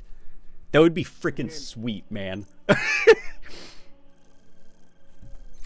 Turn the Reach grenade launcher into the ultimate Swiss Army knife explosive device. What are your thoughts on the Halo Infinite Season 5 trailer? Great. Looks good. Like, really good. Here, we're going to swap on over right now to Halo 3. So you fellas, let's start searching. What I really, really like, and I've said it at the beginning of the stream, and I'll say it again for, you know, some of you who are just joining us now. What excites me about Halo Infinite Season 5 is less so like the content, which looks good, by the way. Like Firefight, yes, please. AI and Forge, yes. Flood Cosmetics, finally something in the item shop I might actually buy, even if I'm not going to wear it because I don't want to look disgusting. What is very interesting about it is it signals a change in 343's direction for the game. When Halo Infinite launched, they were trying to be like Warzone. They were trying to be like Apex Legends, which is like, we have the content, we gave you the bare minimum, but we have all this content and these modes, and we will selectively let you play certain playlists and then take them back. You know, grind the battle pass, grind the things that we are distributing to you for a limited time. You little wallets, you. And maybe buy some items. And, you know, on top of that, they've got this, like, live season story thing, like, thinking that that was also going to entice people, just like Warzone is doing in Apex Legends. Well, now they've dropped the story stuff, and they've dropped the withholding content stuff, and they're just shoving in content now that was missing from the game at launch, and now they're going as far as to allow XP in custom games. So, see, XP in custom games, that's awesome, because that means we'll be able to grind our battle passes and stuff. But what I'm willing to bet also is some publishers are thinking, well, now that means that custom games will have monetary, like the people who are playing Halo Infinite's custom games and talking about Halo Infinite's custom games and stuff, they have no reason to buy battle passes. They have no reason to check out like the store or grind for anything because they're not getting XP. Well, now they are. So now, although the custom games community, they're probably going to start logging on and just checking to see what's in the Halo Infinite store before they start, you know, like playing some Halo custom games. So it's also introducing monetization into custom games, where previously the custom game experience was kind of disconnected from the whole multiplayer reward loop. And I do ultimately think that is a good thing for the health of the game. Monetization is pretty obnoxious, but, you know, if it injects life into the custom games community, because now people are going to be jumping in and having fun while grinding out their battle passes, it's a smart move for the health of the game. There we go. Okay, good.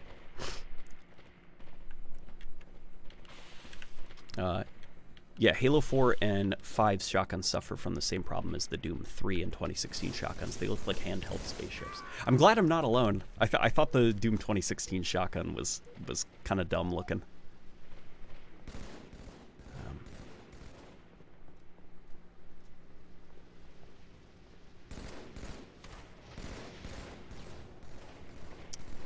Let me scroll up a little bit.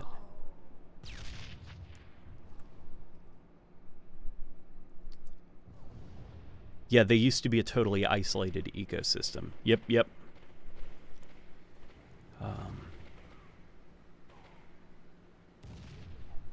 The flood stuff is probably going to be its own core. Probably, maybe.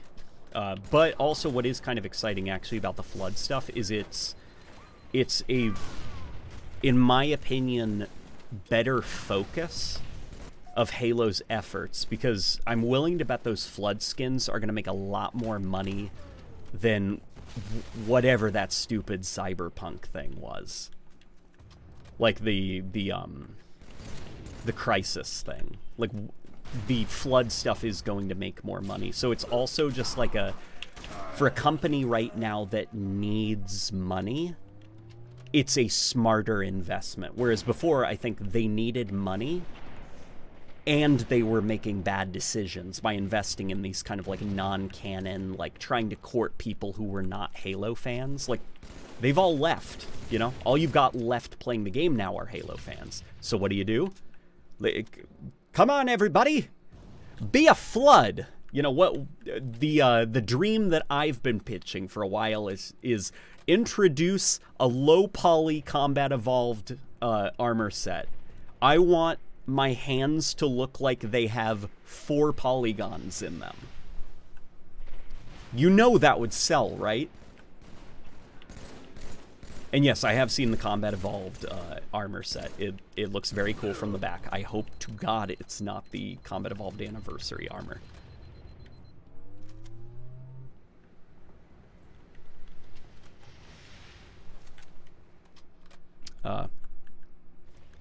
What is Infection in Infinite like? Haven't played it in a long time. What do the survivors get? The Bulldog? Yeah, they get the Bulldog and the Commando. The Bulldog is because the game just doesn't have a shotgun, unfortunately.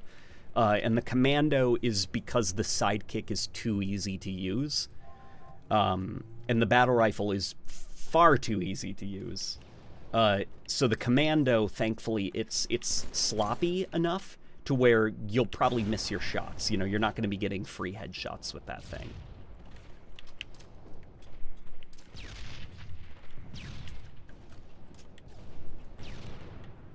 I can send you some photos of the front on Twitter. I'd appreciate that, guys. I'd appreciate that. Any high resolution screen grabs people have gotten of that Combat Evolved core, send it my way. I'd love to take a look. Now all we're missing is the Halo Wars armor set. Gosh, I am atrocious with the Halo 3 sniper on controller.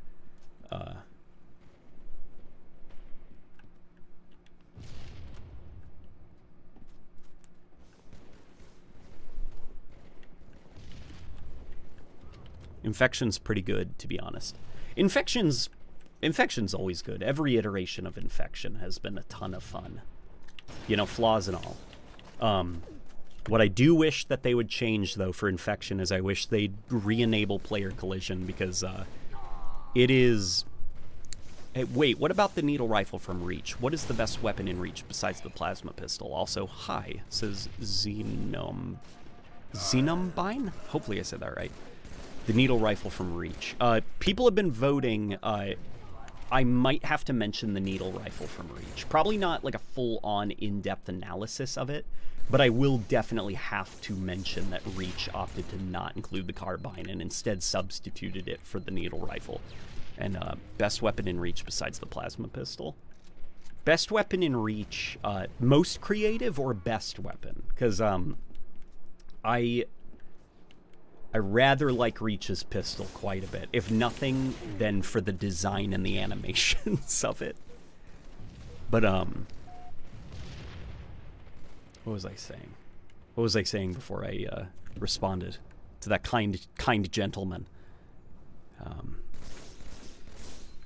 Eternal Shotgun especially clears with that classic skin. Dude, the Eternal Shotgun looks great. I mean, the DMR is definitely, like, the main weapon of Halo Reach. It's your primary gun. But in terms of, like, the presentation of Halo Reach's firearms, like, I like its assault rifle. I think Halo Reach probably had the best balancing for the assault rifle. I mean, the Combat Evolved one, I think, had the most potential, but in the, like, post-Combat Evolved era where guns are a lot more simple in their function, Reach probably had it down the best. In terms of its role in the sandbox, its balancing, its magazine count, fire rate, and everything. 5 minutes remaining.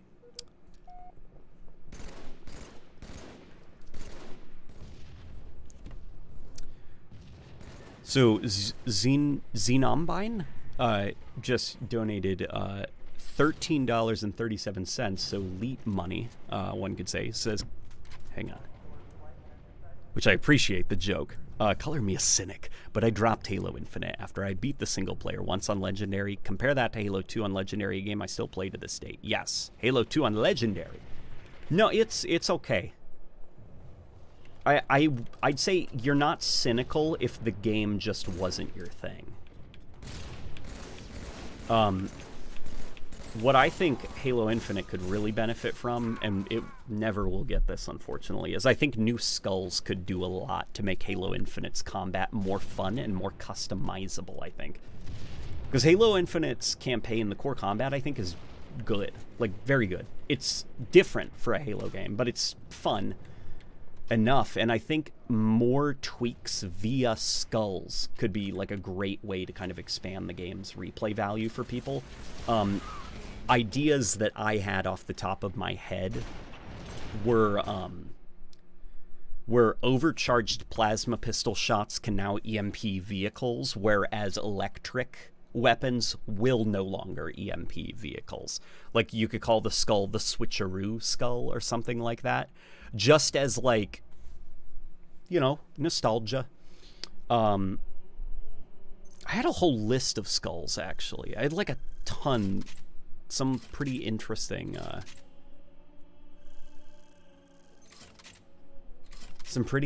ideas. I can't remember them, though. Halo 3 Sandbox is super overrated. I agree. And what's crazy is Halo 3 has a great sandbox. And it could be way better if it was expanded upon. Like, Halo 3 is just a fraction of what Halo's potential. Could you imagine a big team battle mode with, instead of elephants, mammoths from Halo 4? Sent the only images we got to your Twitter. Seems like a hybrid of Lado's Remaster and some Eddie Smith concept art. Appreciate it, dude. Here, I'm checking my messages right now. Just a quick update. Okay. Wow. That looks really good. Guys, Ed Boy, if you got any links, man, you should drop them in the chat. Guys, it's not the Combat Evolved anniversary, Chief.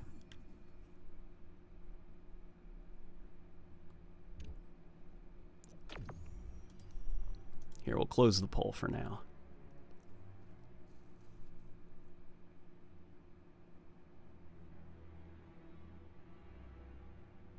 I always found Halo 3 to feel very slow and floaty compared to the others. The slowness I'm not sure about, because I know it's the same game speed as Halo 2. Floatiness, it's definitely floatier. But that floatiness, I think, actually helps with making jumps, at least for me.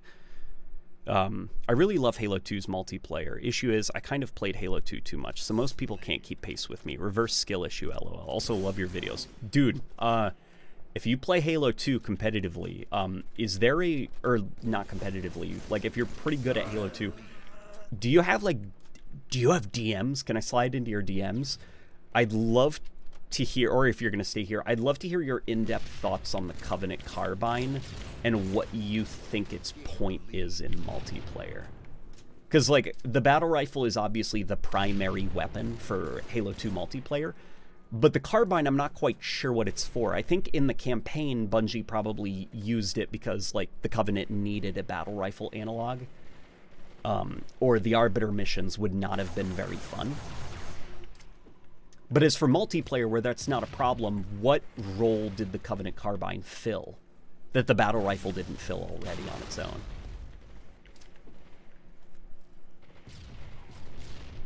Patriot, skip reload animations, bottomless mags. Or if you're playing Halo Combat Evolved, backpack reload. Damn it. I gotta stop picking up the sniper in Halo 3. The Carbine is the I want to style on people in Halo 2. Okay, gotcha. Is there any situation where a Carbine is not a bad idea to pick up? Or is it for the most part, like the Carbine, it's kind of like the Walshy Needler. Was it Walshy? That famous HCS Needler clip? Hey LNG, hope everything is going well. Can't wait for the Carbine video. In my opinion, the Carbine is highly underrated. Yeah, we're discussing it right now. Here's the big boy. Here, let's look at the reload animation quickly. Yeah, you know what? I remember now. I remember now what the Carbine, what it is about the reload animation that stuck out to me. Okay, guys. The Carbine gives M1 Garand vibes. Maybe it's just me. It's possible it's just me, okay? But it's like the way that you just ping, you know, the thing flies out and then you insert a new one. I can almost hear the M1 Garand. It's like an alien one. That's the vibes it gives me. And then in Halo 4, didn't they change the animation? So now it's less of like the the canister of alien goo, whatever it is. It doesn't fly out quite like it used to. Yeah, it's entirely possible I'm just being a silly nilly. But the Carbine does kind of give M1 Garand vibes, at least to me.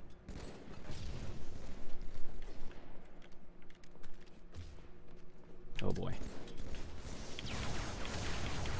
Damn it, okay.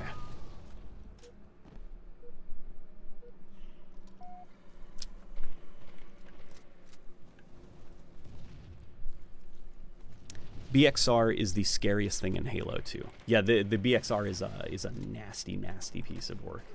Is it even possible in Halo 2 on the MCC? I think it is. I gotta actually, like, learn how to do the BXR.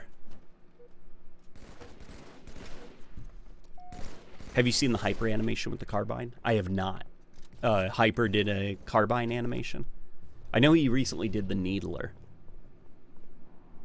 To which my wife yelled out loud. At first she was like, oh, that's Halo. And then she yelled out loud, that is disgusting.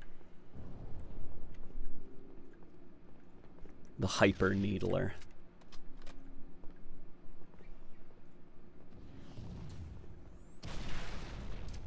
Late night, if you had to guess, what do you think Joe Staten's Netflix game is going to be like? I'd imagine it's going to be sci-fi focused.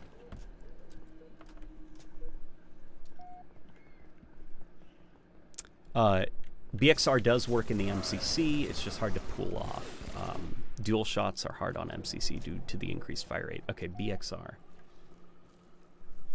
Trying to think. It's punch, reload. It's fire, reload, punch, right?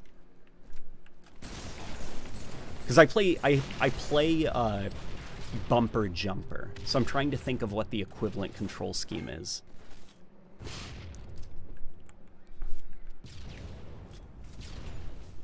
The Infinite BXR was better. Dude, remember during the Halo Infinite beta when they did not put a lock on like the melee? So you could melee, switch your other gun, melee, switch your other gun, and there was just like no limit. So it literally looked like your Spartan was like a little child, like that Bart Simpson sketch. You know, where it's like, I'm just going to swing my arms and start walking towards you, and if you get hurt, it's your fault. Like, it looked like that. It's hilarious. Melee, reload, fire. Gotcha. We might actually have to do that for shits and giggles. I'll never get over the Carbine having a magazine that threatens to brain you when it's unloaded, especially since that's also presumably the scope. Well, which Halo game introduced the little optic thing for the jackals?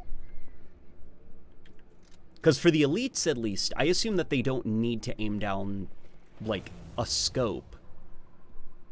Like it feeds directly into the elite. If you guys don't know, elites, Covenant elites, well, and possibly Banished elites, they, instead of like having like a helmet with a heads-up display, kind of like Master Chief, they just put in contact lenses, like sci-fi contact lenses. So like an elite doesn't need a literal scope on his alien rifle. He just, like, his contact lens shows him what the gun is seeing, basically. 5 minutes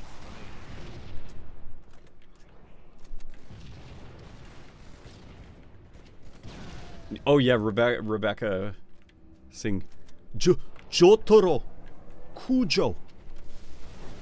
Yeah, you could essentially go Star Platinum on Spartans in the Halo Infinite tech tests, and it was freaking awesome. Oh boy. Come on.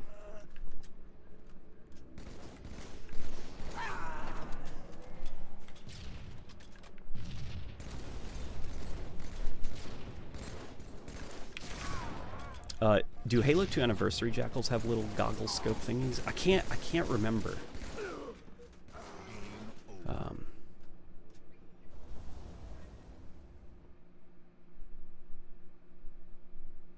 I loved the DBZ melee fights in Infinite. Gosh, Halo Infinite, if 343 were to loosen up on some things like player collision. Oh, I wanted to mention player collision. Halo Infinite Infection. A lot of fun. I love the theming of it. What I do wish they'd enable is player collision. And not just because of the hilarious, like, player totems that would form to get to survivors who are hiding in silly parts of the map, but also just because the most obnoxious thing happens now in Infection without player collision, which is a friend is standing in front of me, and he's firing at a zombie that is coming right at him that I can't see, and if I were to start firing, it wouldn't do anything because there's no friendly fire. And what that player will then do is, as the zombie gets closer, he will back up through me and leave me to deal with the zombie that's barreling down on him. And because I couldn't see what was in front of him, I have no preparation, and I get killed. Whereas in previous games, if that guy wanted to back up, he'd bump right into me. And it's like, dude, this is your fight. Like, don't drag me into it, you know? That is probably my only criticism of Halo Infinite's Infection, is player collision should be in Infection, because I think it makes for a lot of, like, annoying situations like that. 3 gave Jackals the viewfinders, and yeah, it's similar, a built-in HUD scoping tech versus what the UNSC weapons utilize. Tough luck for unaugmented civs, I guess. Yeah, probably. I missed the Halo 5 Needler design. It was so good. Yeah, the Halo 5 Needler looked really dope.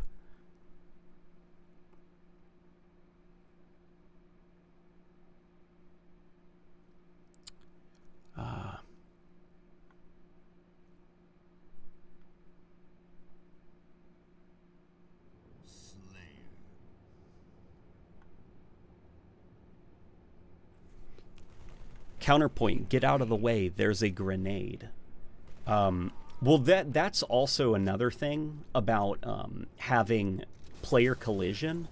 Well, first of all, for Halo Infinite, like, it's a toggle. You know, you could have it in some game modes and not in other game modes, and I think it'll be fine. But I do think ultimately that player collision promotes healthier player habits. Because a lot of the grenade spam issues, like, you know, the game teaches the players how to play. You know, so annoyances are usually a symptom of, like, something's wrong with the way players are being encouraged to play the game. And I think grenade spam was a lot less annoying when you were trying not to get kicked from the game for betraying your team.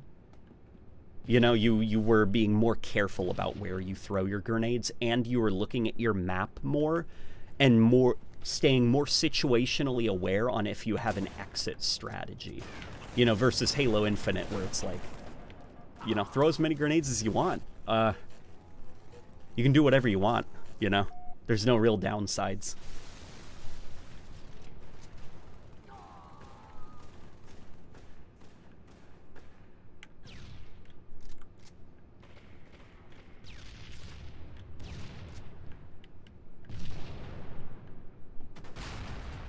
That was pretty cool. Did you see that fusion coil? And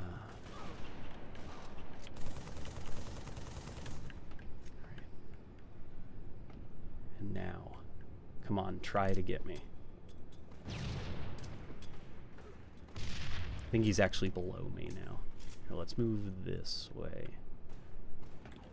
Hopefully he ignores me and lets me leave. He did. Okay, perfect. That was dangerous. He had a sniper rifle. I miss assassination. Dumbest reasons to remove it. Well, the reason that assassinations were removed is because the animation rig that allowed assassinations to occur, it was broken for Halo Infinite, because they redid a lot of those systems for Halo Infinite, and by the time, you know, the call was like, should we keep going? It's not ready yet. It's gonna take away resources to finish up this assassination rig because we're rebuilding it. They were like, we don't have time. Just, I guess we can't include assassinations this time around. It wasn't like a conscious design choice of like, we think the game flows better without it. It was unfortunately like, they gutted the assassination system when they were rebuilding the engine, and they could not rebuild it in time. But what is very odd is Master Chief's animation rig in campaign can theoretically support assassination. So if there was a way that 343 ported whatever under the hood infrastructure supports Master Chief's campaign body They could probably get assassinations back into Halo Infinite. Would they? Probably not. Probably not, because by this point, it's like, it's a lot of money on, you know, a game that's kind of like not really going to become the next CS2, you know, or whatever. I was about to say CSGO. Or the next Apex Legends. So it's like, well, I hope they include them in the next game. In before player collision becomes universal, giving rise to that guy who goes out of their way to roadblock teammates, much to their chagrin. We'll see. That's why I appreciate booting systems. Like if somebody's griefing or being annoying, you boot them from the game. You know, not that that can't be exploited. And ultimately, it's like the player collision issue, I think it is what it is in Halo Infinite. Players are playing the way that they're playing. I don't think that they're going to be adding it back. And I don't think it makes the game awful. You know, like Halo Infinite is still very much fun to play, even without player collision. In Infection, though, I do hope they consider re-adding it, because there are enough instances in Infection where it's again, Infection's fun. I don't think there's ever been a bad version of Infection, but Infinite has a couple of moments where I'm just like, that literally wasn't fair.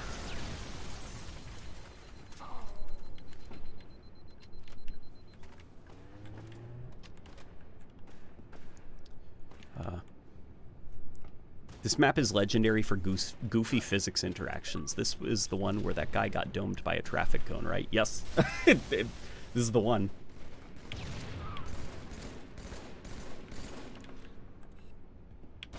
Damn it, I missed. Oh no.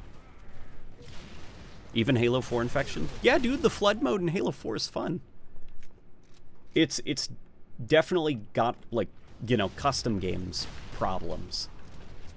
But in matchmaking, Halo 4's flood mode is fun. It just plays like Halo Reach Infection, but all the zombies are super fast.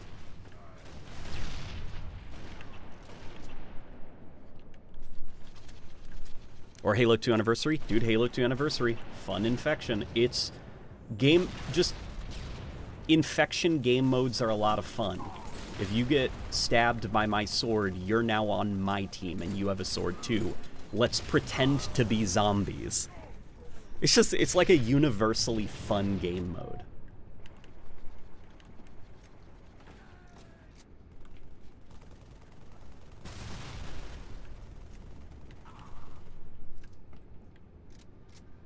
The pit was the cone map. You're right, it was the pit. It was not this, it was the pit. I remember now. I remember because it was over at one of the sniper spawns, I think, where the guy got domed, right? Or was one of the sniper spawns where the cone started and then it made its journey across the sky over... See that piece of junk land over there from across the map? Alright. Just slammed back and biceps. Got my protein shake now. Time to watch LNG, says Magma. Welcome, man. The only thing I'm slamming is, well, my stomach, because I've been sitting here.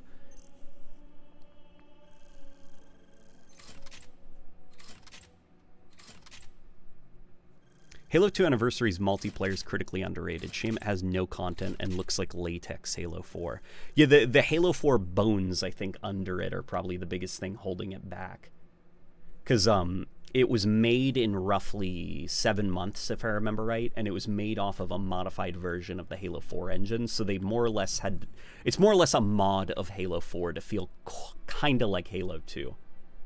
And I'd imagine if they had more time to kind of finesse the Halo 4 engine...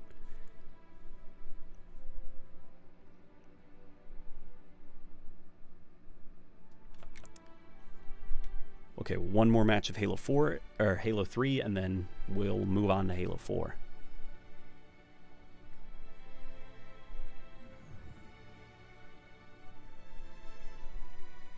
How late am I? Not too late, Ghost. That one hunter who punts Chief into a dumpster. That's an iconic video, dude. That's an iconic Halo video.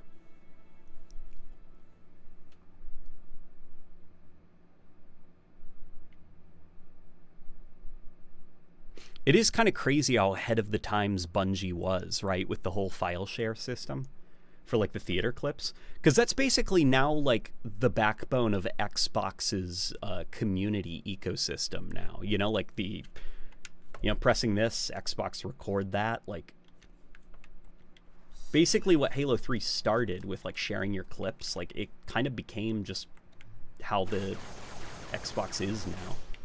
And I think the one thing that the Xbox recording system misunderstood about why the file share system was so popular was because, like, with Halo, it can be accessed, like, in the game. You know, like, it's all localized to the game, and it's the dedicated Halo community. So, like, you're still in the game. You don't have to leave the game and go to a social hub and stuff like that. I mean, you can on Bungie's website and stuff, but...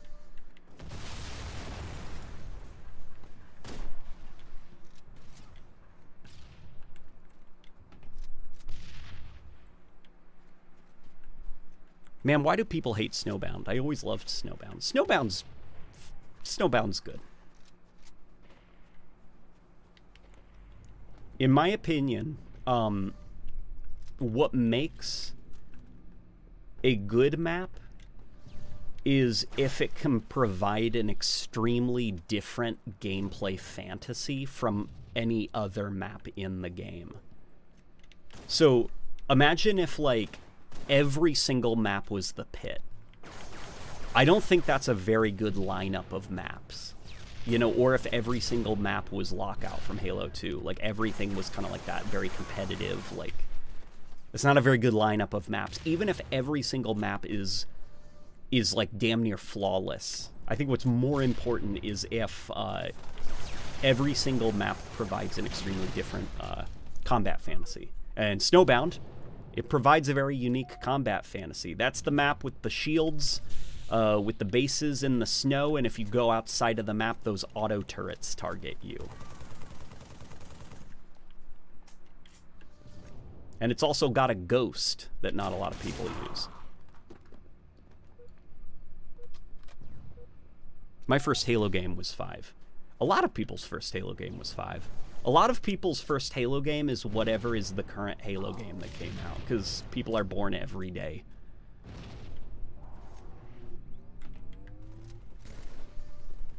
Every map is the pit is what they did for Halo 5 and the launch of Infinite. Yes, exactly. Yeah. I think it's, you know, it does kind of like, Halo Infinite is getting a lot better now because the community is kind of like picking up some of the slack and getting a bit more map variety in. And the same thing with Halo 5. You know, Halo 5 began taking off quite a bit when Forge was introduced and Forge maps began getting added to matchmaking. Because the problem is just, and I'm not sure if it's 343, like it probably is an industry thing. You know, these developers are taught, they're educated to design their maps very specific ways. It's like the same reason that, you know, Call of Duty keeps doing that same kind of like sterile 3-lane map design. Like, it's just every map is designed a little bit too safe. Somebody who used to do maps back during the Halo 5 days, who was on 343's mapping team, he described it as it felt like you'd make the map and then someone would take the sander and they'd be like, all right, let's get those rough edges and scratches out. And they keep sanding and sanding and sanding, and you'd be like, okay, it's ready. It's like, no, there's still some issues. And you keep sanding and sanding, and it just becomes like, it's so polished. And then it's like, perfect. And then you put it on your shelf, and it's the exact same shape as all the others. It's just over-polished until the fun is gone.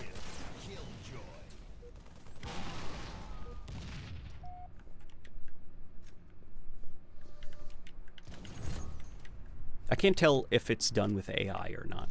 What are we talking about? There's a Marcus Stacker announcer leak.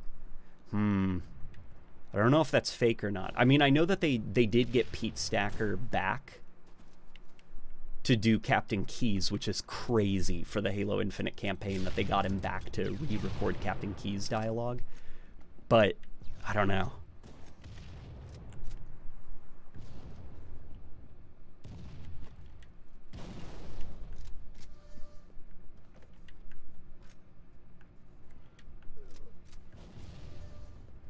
Another good, you know, I know it's not a lot of, it's not something that people will say a lot, but I felt like even Reach did a decent job at providing a variety of gameplay fantasies. Whether it's kind of like the corporate, like, high-rise elevator fights of the Oni facility in multiplayer, or the Spire, which I think should be an iconic Halo big team battle map now. Or at least its spirit. Like, Halo Reach did a decent job at trying to provide gameplay fantasies. Helmet attachments are becoming crosscore in Season 5. Yes! Yes! That means Rebecca's cat ears. She's going to be able to throw them on whatever she wants. And nobody can stop her. Helmet attachments are becoming crosscore in Season 5. If they ever add Hayabusa down the line, I'll be using the cat ears to make Nyabusa fight me. You should do it and people will be angry at you. And that's why you should do it.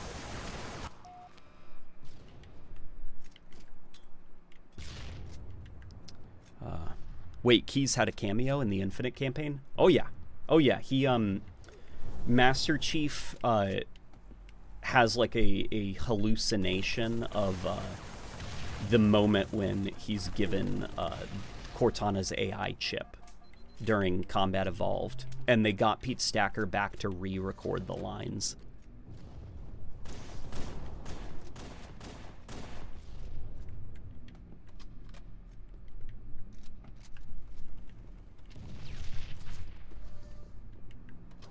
Spire was good, but I don't know about all the other maps. I can't even remember the one with all the bridges by name, but that's the most iconic Infection map of all time, in my opinion. Yeah, I agree. I can't remember the name of the map with the bridges either, but we remember it. It's the map with the bridges. It's stuck in our mind. And I agree that when I think of Halo's the quintessential Infection experience, I think of all the Spartans running up that middle bridge. You know, the like hearing all the breathing and seeing all the energy swords sprinting.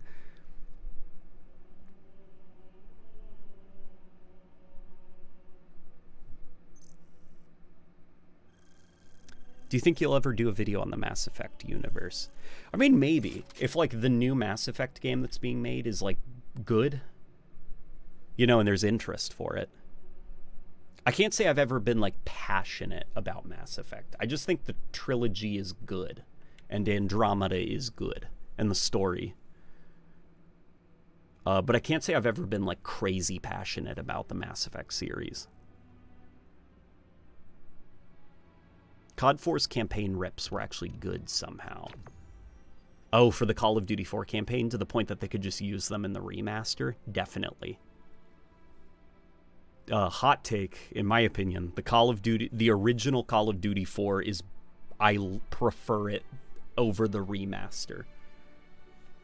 I think the Sledgehammer engine that was used to make Advanced Warfare, I don't think it did Call of Duty 4 a lot of justice. Like, Call of Duty 4 Remastered looks great graphically, but it's got this, like, oily, wet look to it constantly because of the kind of, like, the crude screen space reflections. And there's just, like, a lot of, like, micro detail that I think is lost just because of that engine and the way that it handles certain things. Like, the explosions, they look a little bit more like cartoon fireballs, where in the original Call of Duty 4, they looked like real, like, shrapnel grenade explosions. Especially when you're firing your gun in the Call of Duty 4 remaster. Like, in the original game, it's like, you know, very brief flash, but a lot of heat distortion and gas and smoke being dispersed. But in the remaster, it's like Advanced Warfare, bright cartoon orange fireball.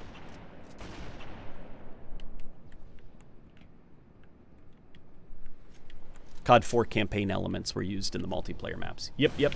There's no problem with reusing campaign assets in the multiplayer maps, especially if they work. So that's like a criticism I don't agree with the community on about Halo Reach.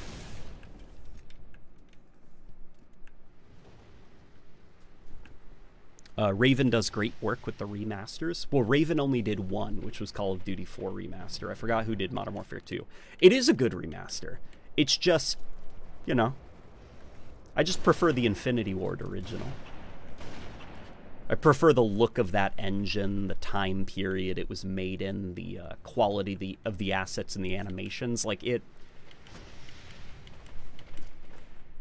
it's just, the remaster feels like a remaster of an original experience, you know, and not like the definitive way to play it for me. Like, the remaster is the super polished up AI upscaled version of Call of Duty 4, where it's like, wow, that does look clearer. But if you look close, there's enough things where you're like, I feel like they didn't quite understand the original game in that specific area. And so they kind of messed that up. And there's enough of those micro bits where I do ultimately prefer playing the original Call of Duty 4 over the remaster. Look at Gears of War Ultimate versus Gears of War 1. It goes from dark and gloomy to... Yes, that's a great example, actually.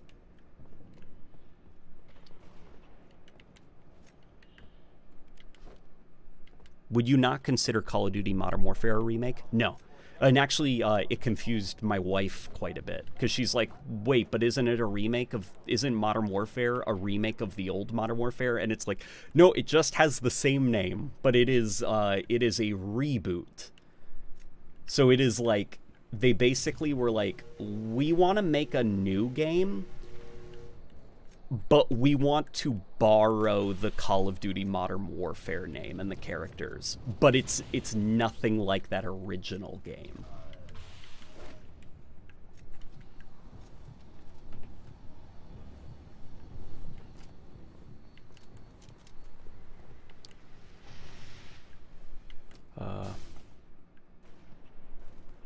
Tali is best girl.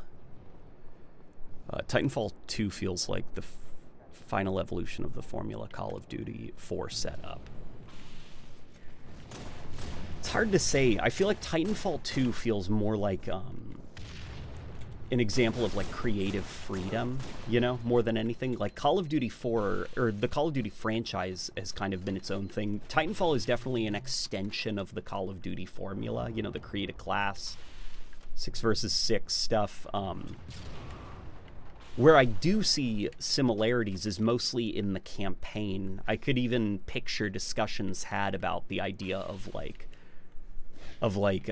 you know, some of those Call of Duty 4 missions, you following a squad and kind of like trying to just keep your head down and move through the gunfire as you're completing objectives. And it's like, how do we bring that experience to multiplayer? 3 was my first Halo, and I loved it. One day, when I saw Halo 4 and its box art, I asked about it. My cousin recommended me stick with 3. W cousin. That's the unfortunate thing about the Halo series, is there's not a lot of consistency between the games.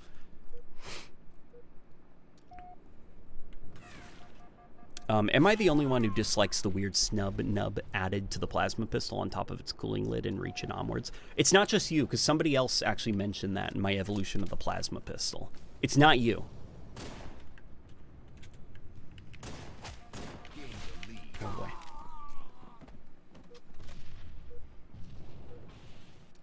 I really don't care for Titanfall 2's multiplayer one bit, but the campaign was great. Well, what's interesting is, so Rebecca was sick when we tried it, and so she began feeling kind of like overwhelmed by Titanfall 2 multiplayer, just because like everybody is flying around and you don't, like, these people have been playing Titanfall 2 now for almost a decade. They know the maps like the back of their hand and all the movement craziness. So it's very, very, very dense barrier to entry, where it's like you know, the salty spittoon from SpongeBob. Like, you can't just like load up into Titanfall 2 and just be like, "Hi guys, I'm new," and you're just gonna get crushed. But also, I forgot how cluttered Titanfall 2's UI was. It was like almost hard to tell what was going on at points because of the amount of like bloom and just how much stuff. It's like your whole screen is ringed with information and like little boxes and stuff. And she definitely started getting very frustrated because it's like the game didn't give her a moment to breathe and kind of get her footing, because when she wasn't being killed by players she couldn't see, she couldn't even see those players in the first place because of how much stuff was on the screen. And it's like, you know, that's why I love gaming with her, because she makes me consider things I didn't notice before.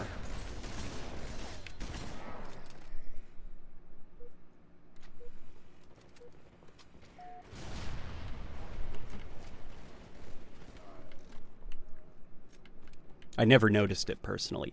Yeah, I didn't notice it either, and I just think that's like the muscle memory of first-person shooters. Like, my brain has built reflexes and synapses to be able to screen out that stuff. But for a newcomer who hasn't developed those skills yet, who's relatively new, like, I definitely saw like, oh god, wow, that screen does look overwhelming. So it's something that's now made me go back and actually appreciate Halo Infinite, which is its HUD is quite clean compared to some other shooters. And for Rebecca, actually, she was able to get her footing very quick with Halo Infinite, because for the most part it tries not to bombard you with HUD noise. And what's crazy is Halo Infinite probably has the busiest HUD out of the Halo series. And even then, that's still very simple compared to other shooters.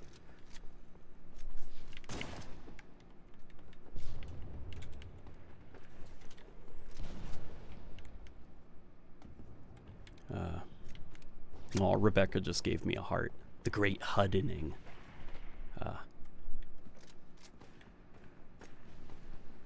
Will you be at HCS? Not this one, but next year. Next year. Just you wait.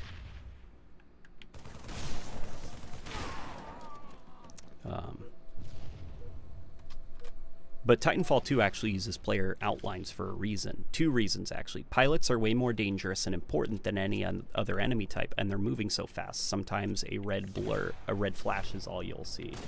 Yeah, Titanfall 2 uses the HUD, or the player outlines, like, for a very important reason. But that being said, you know, Halo Infinite's player outlines, like, I still ultimately prefer team colors. But as an introductory point for Halo, like, the outlines helped Rebecca a lot, because now she's getting, like, with enough, it's almost, think of it like a first-person training wheels. Rebecca's now gotten to the point where I bet if she swapped over to a Halo game that didn't have player outlines, she's built up the muscle memory of target identification enough that she'd probably be able to see players. Whereas before, you know, like all the time we've spent playing Halo Infinite, it would probably be a little bit overwhelming. So I've grown to appreciate the player outlines a little bit. Yeah, Rebecca, when Rebecca and I play Squad Battle and Halo Infinite, all we need is a Warthog and the enemy team is toast. I'm pretty good at driving. She's fantastic at shooting and being able to kind of like anticipate where players are going to go. So I make sure to keep her alive. And then when it comes to the Rocket Hog, we're kind of on the opposite end, where actually I'm pretty decent at the Rocket Hog.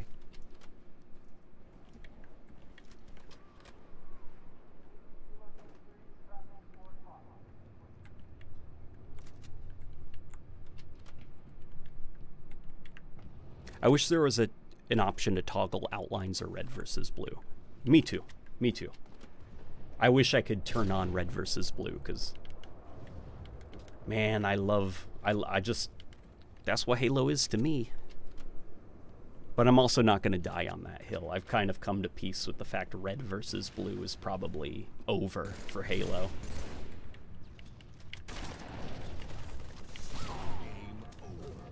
All right.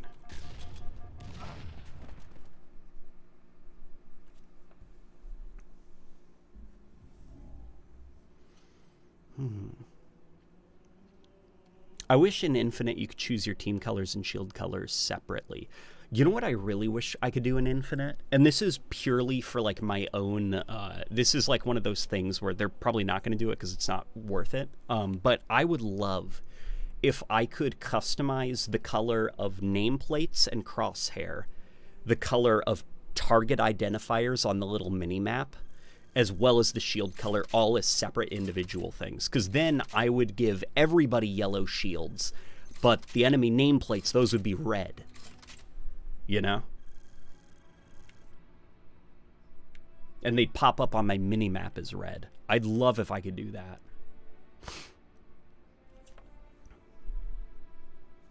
Do you think that playable elites should return? Yes. Yes, I think they should return. Will they return? Unfortunately, I don't think so. Here, let's try now. Looking for... Let's try looking now for some Halo 4. So, my thoughts on the Halo 3 Carbine are that it is definitely easier to use than the Halo 2 one, just because the battle rifle isn't as crazy in Halo 3, but it does feel less impactful to use. Just something about the animations of it, sound design, it feels less punchy. But here, let's also just attach the standard. Let's get ourselves a jetpack.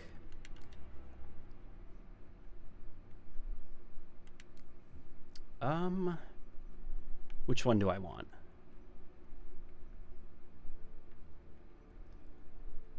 Resupply allows the recovery of grenades from fallen foes. I think we'll just stick with mobility. All right.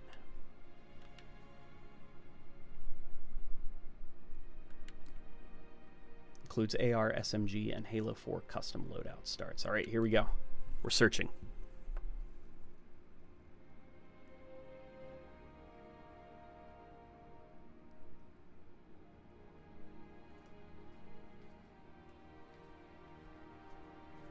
Infinite shield flare is interesting, though. Yeah, Infinite, I think it probably has the clearest damage profile, whatever you want to call it, for the shields in the series. It's very easy to tell when a shield is about to pop in Infinite. They did a pretty good job.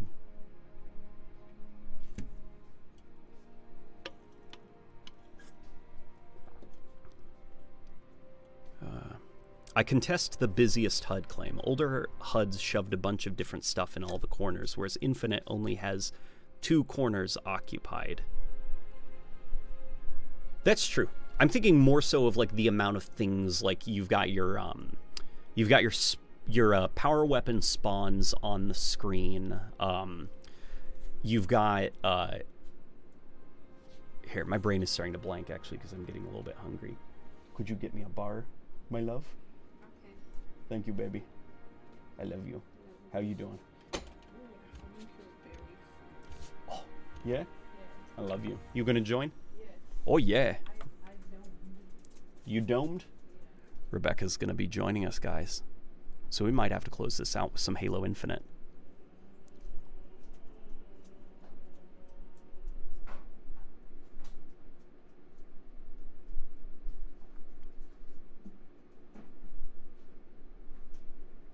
Everyone asks for playable elites, but what about playable brutes? Why not both?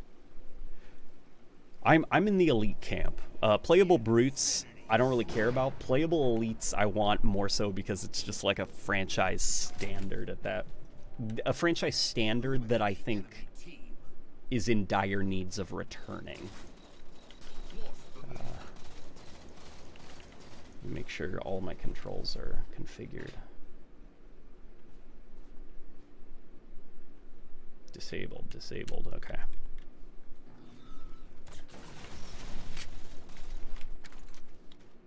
Okay. Yeah, Halo, you know what? Playing it right now, Halo 4 definitely has a more cluttered HUD. But Halo Infinite also does have quite a bit of, like, you've got kind of, like, outlines on everything. You've also got, like, the more, I guess, like, reminders about certain weapon drops coming in and stuff like that.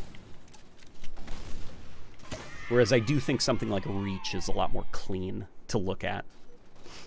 And it also helps that I prefer all of my stuff being at the top of the screen. Because then having the score down there next to my gun, the score I don't quite need to look at as easily in combat, whereas having my equipment, ammo, status, and everything right next to my shield, all I need is a quick glance to see what my ammo's like, take a quick look at my health, and I'm good to go. Eyes back down, you know?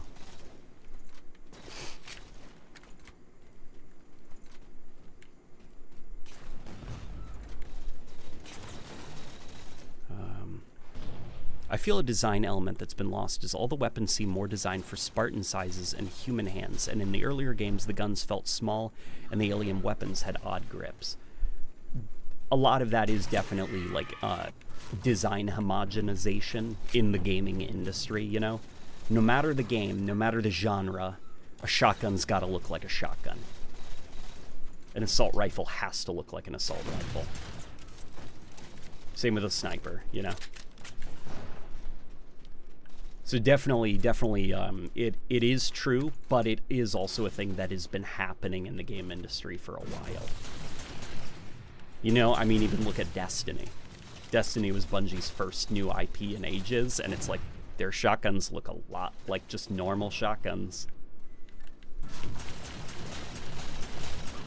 Whoa, whoa, whoa, whoa, whoa, whoa, let's get out of here. Run, run, run, run, run.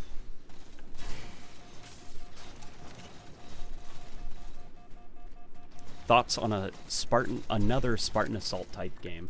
Dude, Spartan Assault rocked. Like, I get that, like, haha, let's pretend that Spartan Assault was a really bad game. Spartan Assault was good, guys. It was a mobile game. No, it's not gonna be Game of the Year. But as, like, a little handheld Halo experience, Spartan Assault was great. It was a fun little twin-stick shooter, and it had a great soundtrack to boot.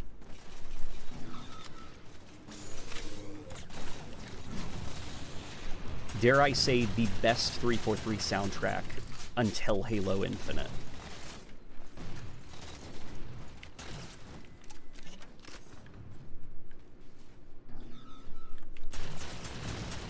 Oh boy, oh boy. Yeah, I'm checking out the reload animation.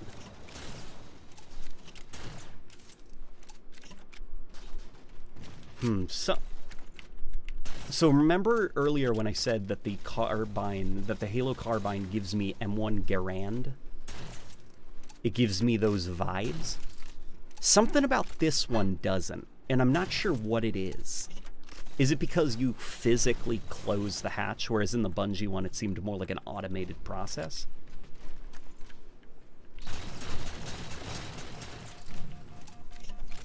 Because it's still ejecting it automatically, and it even has like the cool detail of like the delayed smoke and stuff.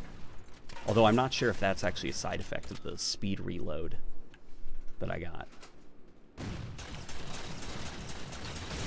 Something about it doesn't feel quite as M1 Garandy, and I'm not quite sure what it is. Keep in mind, guys, I have speed reload. How's your day been, man?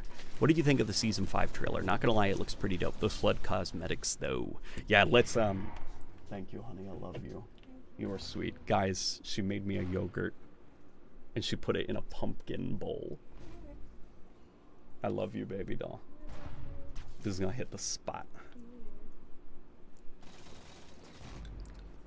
Oh my god. Honey, this is what I make you?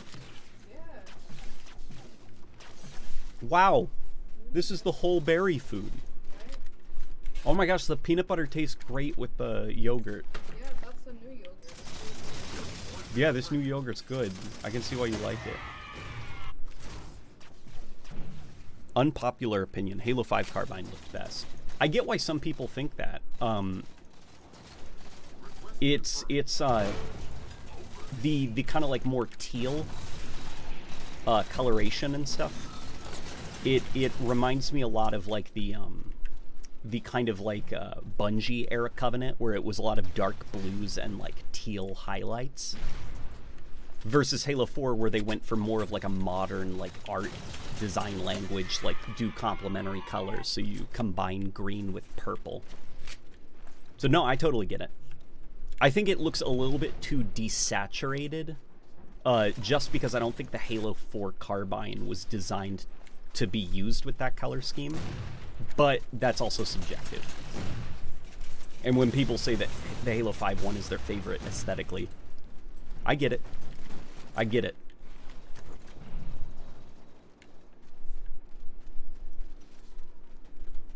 What's your favorite multiplayer iteration of the Needler? Ooh, that's a good question.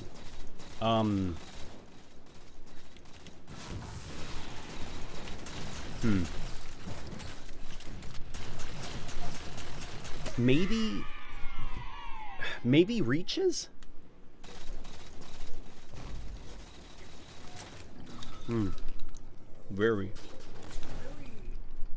Very.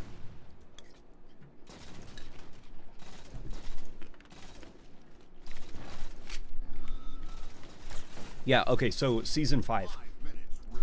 Season 5 looks very good. And I'm very happy that they seem to be, I guess, like, pushing the fan service a little bit more. Because I think when Halo Infinite launched, I mean, obviously there was the Heroes of Reach stuff. But it seemed like they didn't quite understand how to do fan service very well, because it was like all Reach for the longest time, and then after that was done, they started doing like the I forgot what that weird core was, the Lone Wolves core, where it's just kind of like the Spartan covered in like crap. And then like the Tenrai is awesome. That's really cool. I really like that Samurai core, but then there was like kind of like the Diesel Punk thing, which I'm like, I don't see anybody running that in multiplayer. And I feel like if it was designed to appeal to non-Halo fans, like a crazy out there armor, it didn't seem to work. And then there's the weird like Crisis thing that they did, which was just kind of like, I don't think anybody likes this. And now I like that Season 5, it's like, oh my god, Flood. Oh my god, Combat Evolved armor. And then on top of that, the operations that they showed off. It's like Santa Claus is coming to Halo, and it's like the Halo fans get crazy good fan service, and then people who just want like their Spartans to be like pretty and festive, like they're gonna be eating good now too. And it's just kind of like, this feels like a better way to go than like constant gunmetal browns and rust and like Crisis, you know?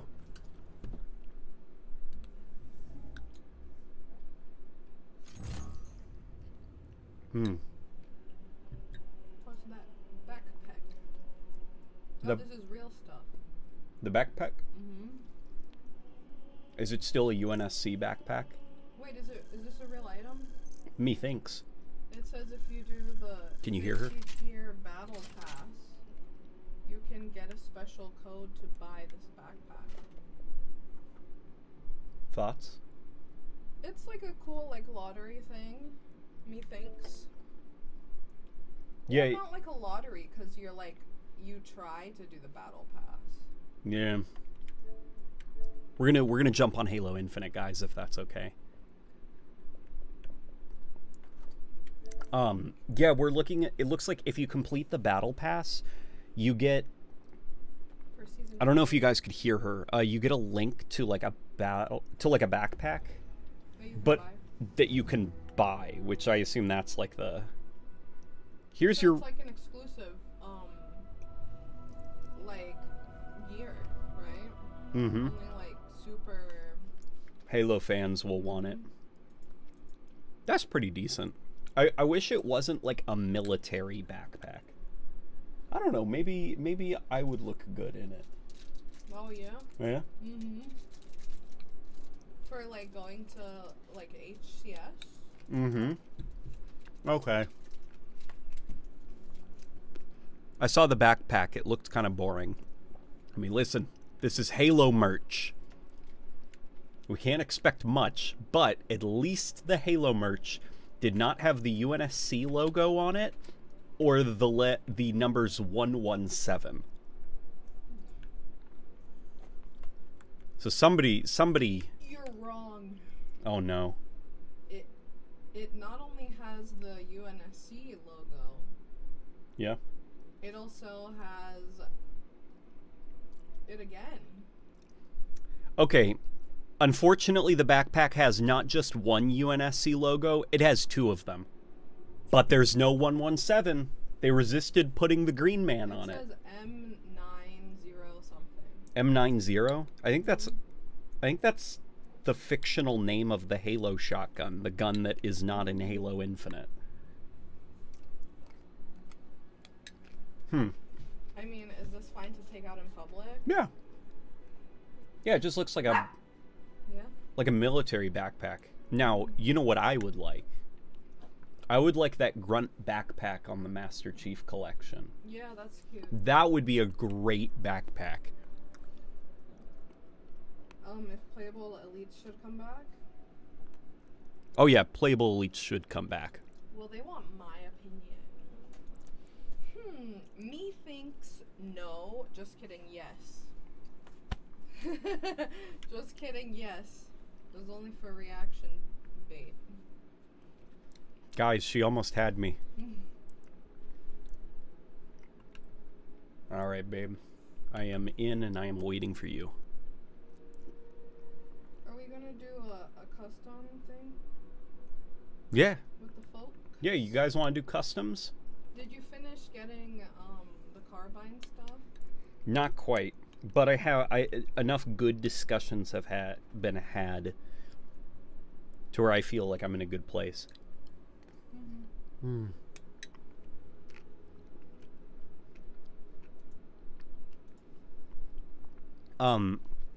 There were unfinished cutscenes that were leaked. The dialogue, one Spartan calls the group wolves, and the Banished AI somehow couldn't hold his own in a fight against Spartans. To be fair, the Banished AI didn't even have a body. And it was kind of cute though. It was like a grumpy Shih Tzu head. Oh, the Banished AI? Yeah, it was like an angry little Shih Tzu. Yeah, and it was like, She's doing her best frowny face right now. with the tooth. Yeah. The Banished AI, it's a pity that Joe Staten is gone, because at first... Status! Now that he's gone, like, I kind of forgot that Halo used to be a little bit silly whenever Joe was involved. So I think there was a bit of whiplash from the campaign where, like, everybody's, like, sad and miserable to, like an angry little Shih Tzu that's, like, taking over Spartan armor.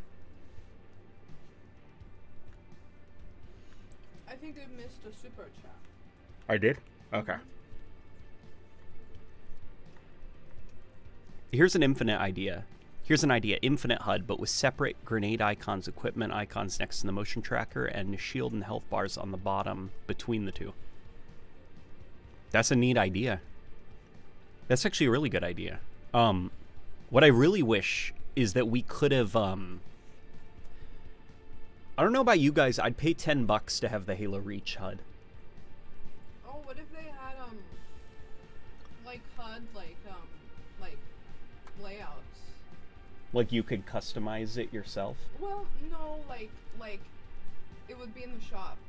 Mm-hmm. Like it could change your everything. I'd for like that. $10. Yeah, different fonts too. It would just be like throwback ones though, not like Okay. It would be like the armor cores that you can buy. Okay.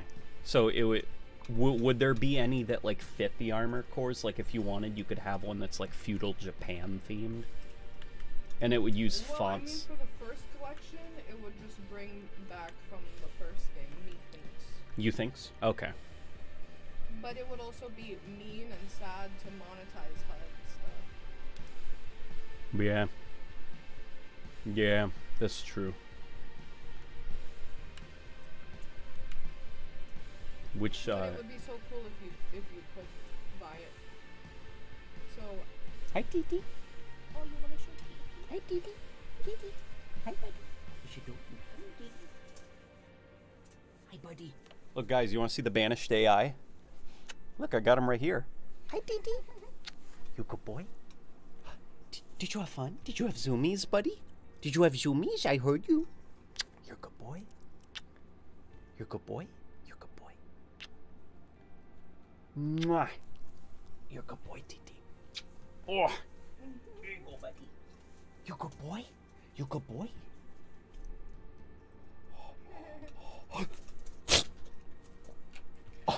Hi. Happy sneeze. Butterfly ears. Well, apparently they could hear him in the mic. They could hear him? Yeah. That's amazing. What the dog doing? Guttural dog noises in the microphone.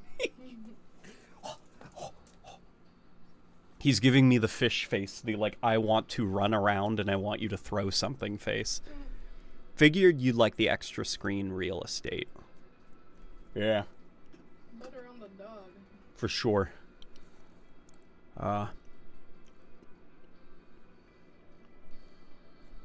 Most sane small dog. I totally agree. Yeah, oh yeah, Pumpkin's super chill. Except the problem is we call him everything but his name. Is that a problem? No, I think everyone does that. Egbert? Yeah, we've got, like, his name has, like, transitioned from Pumpkin all the way down to Egbert.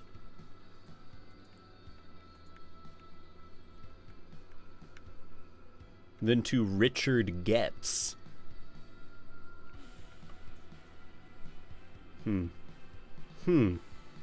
What's a Taco Bell? Oh, that's cute. What are good custom games? Dog got the zoomies. Oh yeah.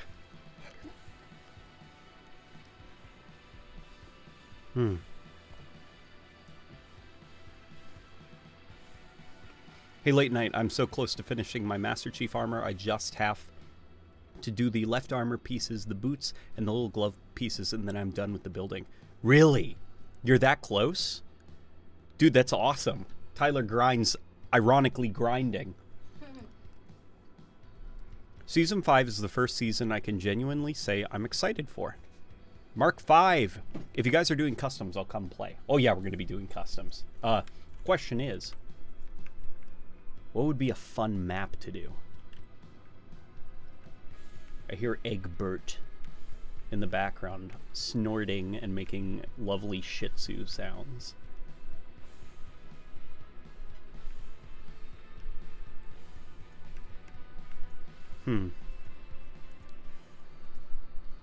Let's not play something traditionally Halo. Let's play something silly. Very, very silly. Paint the halls. You know what? Is there a paintball mode that somebody has made?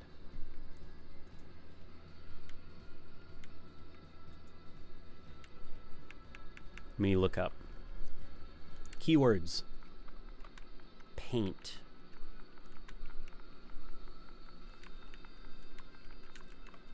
Here we go. Okay.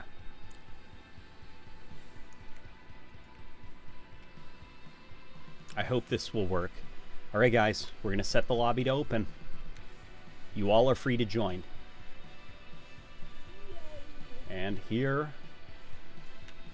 we go. Silly is traditional Halo.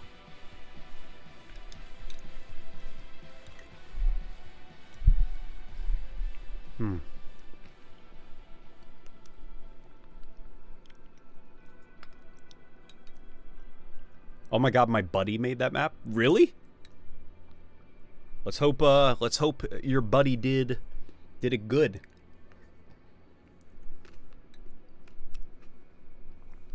Taco Bell is the only franchise to survive the franchise wars. That's a reference nobody in this chat is going to get.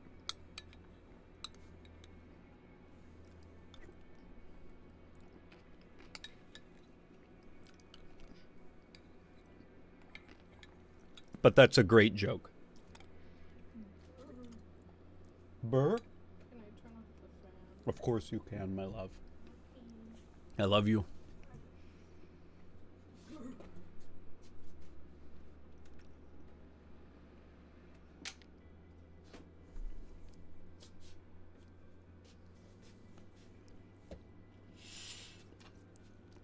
The Act Man is insane for thinking the Master Chief had any chance of getting into Smash.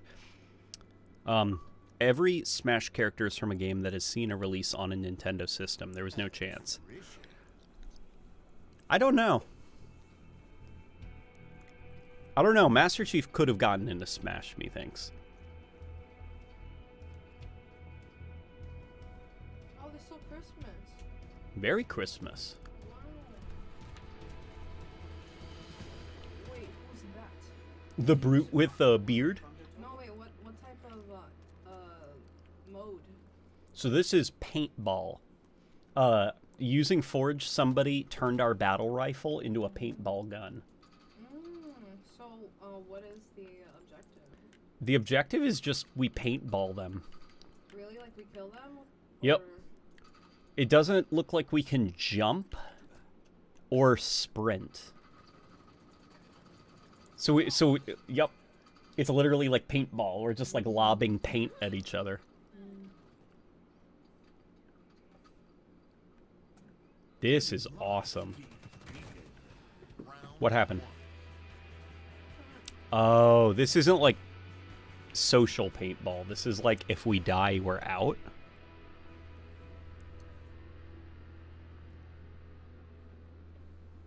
I gotta redefine the custom game settings. That way we can have So I can keep going. yeah.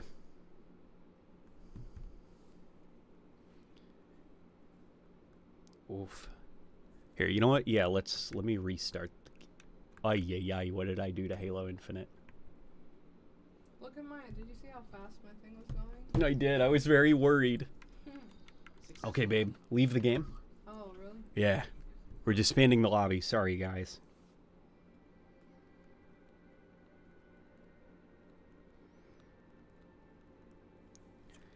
All right. Map. 343 Industries. No. Popular. Okay, let's see if we can find that Christmas one, because that looked like a ton of fun. You know, nothing says Halloween like playing a Christmas map. Order 66. That's Hayden Christensen. Ah. Beer pong. Ultimate Jenga.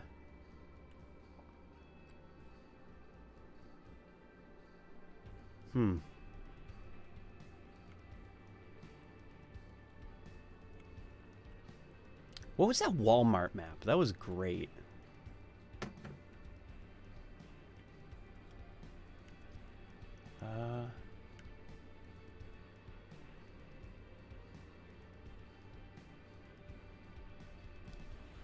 Any good ideas, guys? I'd love to hear. I liked the Christmas one. You did? Yeah. Okay. Let me see if I can find it then. Those were cute. I think I went too quick. There were canceled Halo DS games. Oh yeah, there was. It was a proposition by Microsoft. I can't remember if it was Microsoft or some developers that put it together, and they demonstrated it to Nintendo, and it was Halo on the DS. Wow. Amazing. Where is that Christmas map?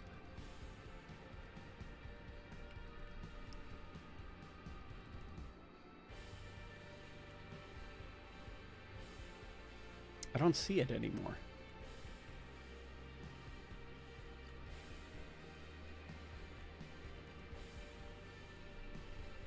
Is there like an edit? Well, there's Peach's Castle. That's cute too. Should we do Peach's Castle? There's also what appears to be a gigantic bathroom That's funny too. called the Royal Flush. Oh yeah. Oh yeah.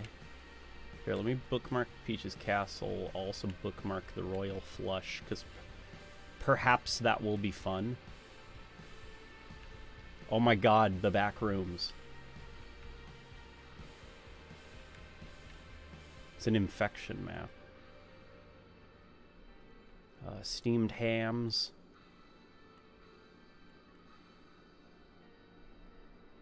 Roblox. Okay.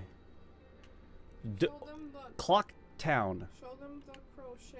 Oh, gel guys. that I made. Okay. Any Sonic fans watching, look what Rebecca is making. You will probably know what this is. It's work in progress. It's a work in progress. But you know what this is, don't you? I love you, baby. It's coming out so good. Okay. Alrighty, I hope that I found a couple of really good maps for us to goof off in. There's also Just Keep Driving Mario Kart. You want to try? Oh, we should play Mario Kart with them Like. in Halo. Oh, okay. Mark for red power-up to reward. Drive over the custom power-ups to get an advantage. Use the Just Keep Driving game type. Okay. Mode editor. Okay, here we go. Just. I picked a good one? Good. Oh, Rebecca. Oh, of course. She's the best.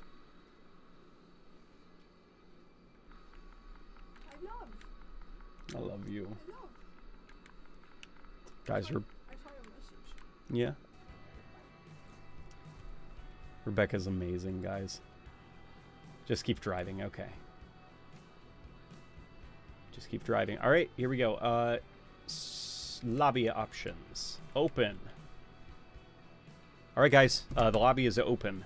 Hopefully you guys can join.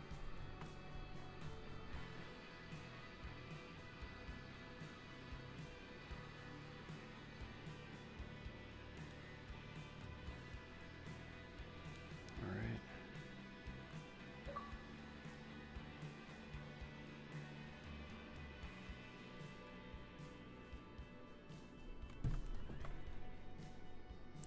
What would you rate Sonic Heroes in the Sonic franchise? Sonic Heroes is a game that I did not respect enough when I was young. When I was young, I thought it was dumb and stupid and for babies. Now that I'm older, I'm like, man, that's just like a straightforward, honest little game.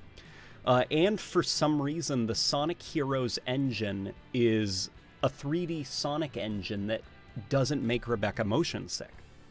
Something about that engine and the way that it just operates, she doesn't get motion sick playing it. The Shadow the Hedgehog game, which ran in the same game engine. So I'm thinking, like, Rebecca should play Sonic Heroes. I bet she'd be able to play it and it wouldn't give her motion sickness. Because even Sonic Frontiers, we're struggling a bit. Oh, You know? yeah. Yeah, she can only play for like 5 minutes full screen, you know, before the sweat starts appearing on her forehead. She starts feeling sick. Evolution of the 3D Sonic models. Oh, man. I think I'm just gonna. I've been thinking about playing the Game Boy Advance Sonic one. With The Advance Child one? Garden. Yeah, Mhm. that's a good one to play. Yeah. There's also that Chow Garden Tamagotchi. The VMU, right? Yeah, This is not this isn't the map I selected. Quit. Leave the game. Oh, but did you say it was? Did you see it said multiple types of maps? It said. It said. This is the wrong map. It's still wrong. So is it like a glitch? Yeah, me Wait, thinks. But I'm the killer guy. You can leave. Yeah. Yeah, just leave and it'll be okay. Popular, just keep driving.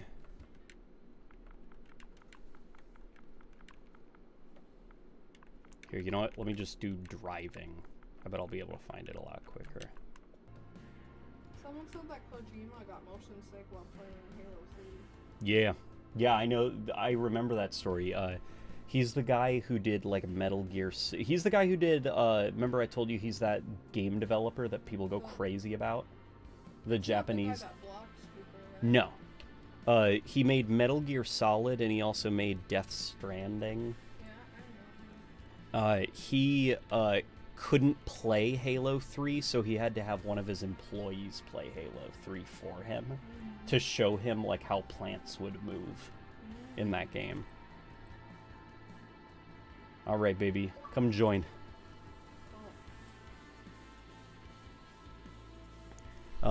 Chief getting into Smash is not a question of would have, but should have, and the answer is a resounding yes. Yeah, Chief should have been in Smash Bros. We live in a world where the Master Chief is in Rainbow Six Siege. Some people are asking, how do they join? So the way it'll work is I set the lobby to open, and then I'm going to start it. Okay? And then just look for Just Keep Driving in the customs browser.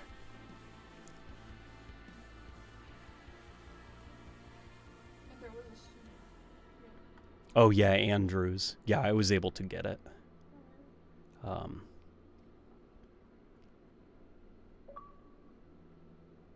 He played it to watch plants move in a game. Well, Kojima likes those details. You know?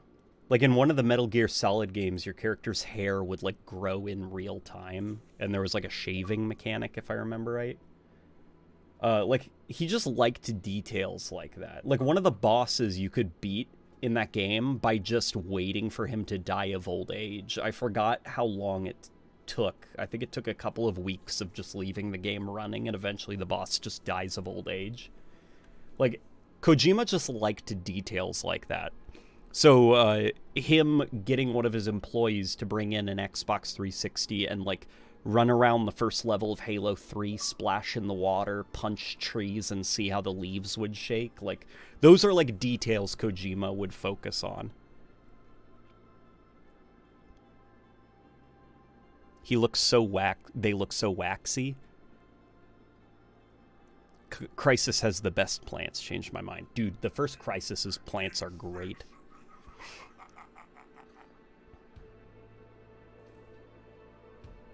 This is bananas. Yeah, this is crazy. What mode is this? This is Mario Kart.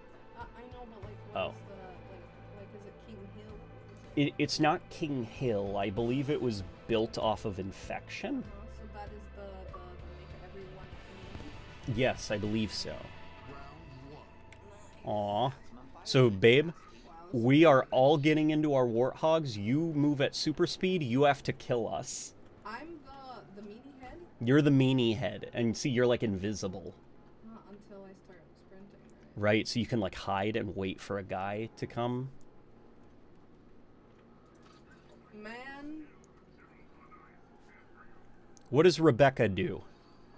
Well, like, what do I do in my Do you... life? Or like, what do I do in the game? Oh my god, this is so embarrassing. I don't want to be the guy. Babe, that's okay. Can I not be the guy? I'm still learning what this is. I keep sliding off the thing, because it's slippery, Okay. the road. Oh, it's slippery? Yeah. See? Oh my god, I'm dead. Baby, I'm a meanie too. Oh, you are? Yes. Nice. Oh, babe. Huh? Like, people just have to die. Oh, yeah? You don't have to be directly responsible for their death. Oh my god, get him. Get him, babe. Get him, babe. I'm coming. Okay. I think I got the hang of it. Yeah? Meaning to ask, how is Halo Infinite now? I've been considering getting into it with the recent announcements. Now is as good a time as any to get into Halo Infinite. The game is in a relatively content-complete state. There's obviously a lot of stuff that is still missing from Reach, but I doubt we'll, see it back. So right now, make peace with where the game is, and Halo Infinite's in a pretty good spot. You can clearly see that people are doing crazy stuff with customs. Oh, yeah! What I will say is the part of the game that I really hope they focus on is bug fixing. The game is still pretty unpolished. Do you still hate the Bulldog? Hate's a strong word, but I do still miss the shotgun. Should we get in the bus? Yeah, get in the bus. All right. Space in the bus? Yep, I'm in the bus. Look, see me? That's me. The Boston bus. Yup. Do we tell them about the Boston Punch? Hey guys, you know the Boston Punch? Oh my god, I see him. He's chasing us. You guys know about the Boston Punch? Oh, look at the... That tends to happen when you fall off the map, LNG. Oh, because I yelled out, I'm dead? I got out. Oh no, baby. What? Get in a... I'm trying to find the guy. We gotta stay alive for as long as we can. Yeah, see, he nowhere near me. Yeah? He knows about the Boston Punch. He's staying away from you. Yes, that's right. Wait, someone knows about the Boston Punch? Wait, no. No, I don't think Now so. people are gonna start Googling the Boston Punch. People are gonna start Googling and they're gonna get nothing. We should call Infinite Season 5 Infinite 1.0. I wouldn't say that. I've seen people saying, like, Infinite's finally out of early access. The game's still, we'll see what the bug fix list is like. Ah! Because the content's here, but the polish is not yet. Oh no, he knew about the Boston Punch. Okay. I know the Boston Basher. What Says about the Boston Badger? the Boston Badger. Oh my god. Crap.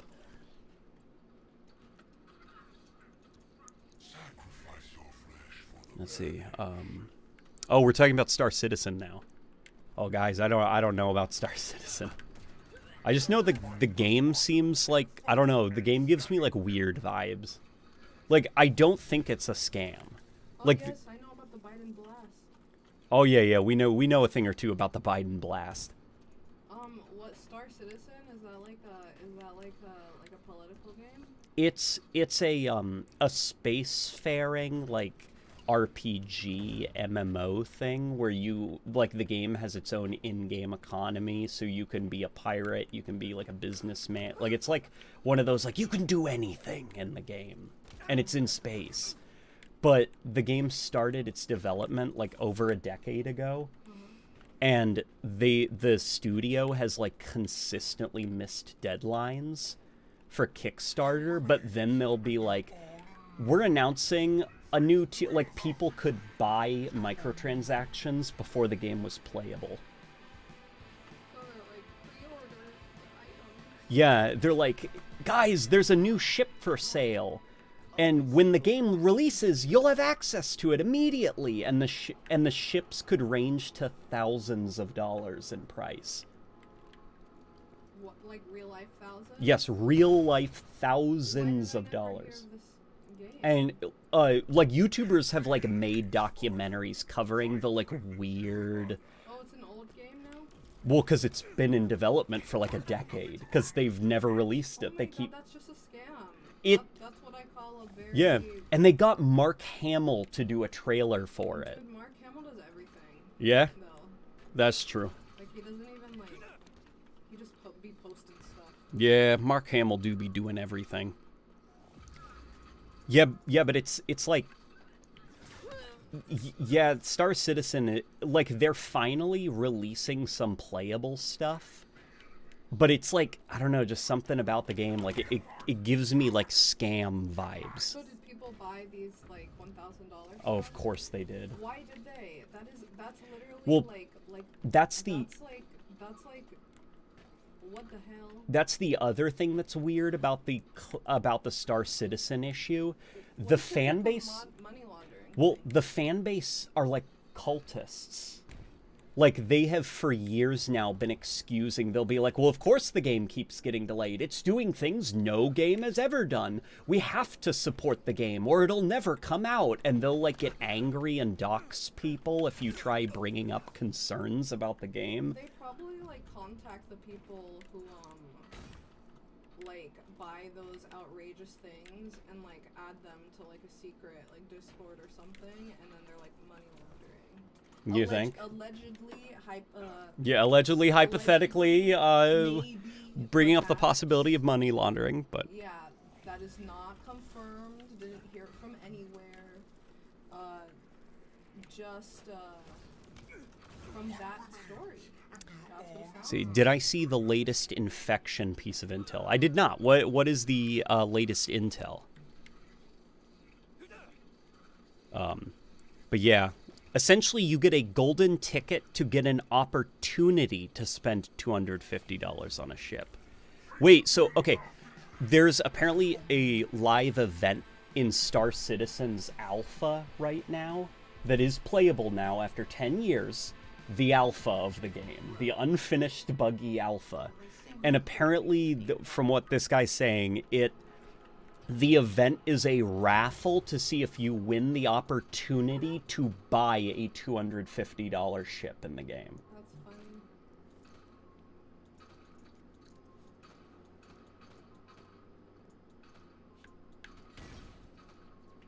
Oh boy. Well, maybe in like many years they're gonna show that Street sweep. that it was like not ever gonna happen or something. The game. Yeah. Well, there's already, like, because it's been a decade, developers have, like, come and left that studio, and they've said, like, there's, like, no direction, and that, like, it's just the lead of that studio.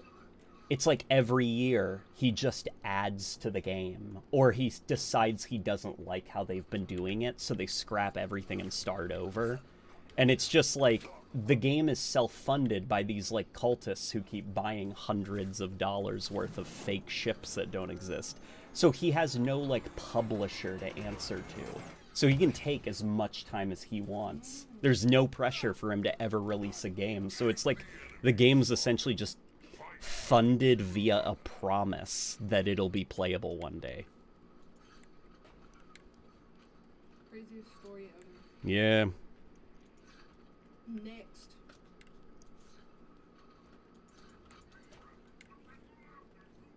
Starfield is a game from 2000. Oh, did I call it Starfield? That's mean to Starfield. Oh, it's because you play Starfield every morning, Yeah. so it's on the brain. No Man's Sky clears Star Citizen, even on release. Yes, No Man's Sky is so good. Man, I want to play No Man's Sky again. But I'm thinking about getting No Man's Sky for the Nintendo Switch. But I don't know if the Switch port is good.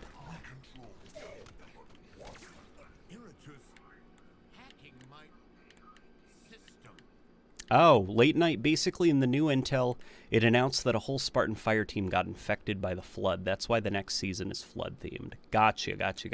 Okay. I mean, I guess that's exciting. It just kind of sucks that it's like a, it's more or less just like a blog.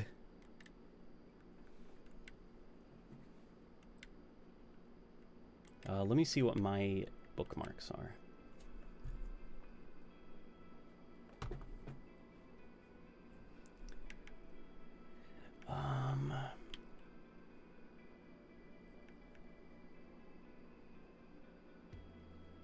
Bikini Bottom Ultimate Fiesta.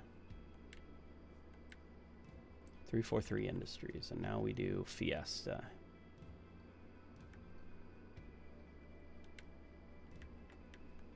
All right, guys, here we go.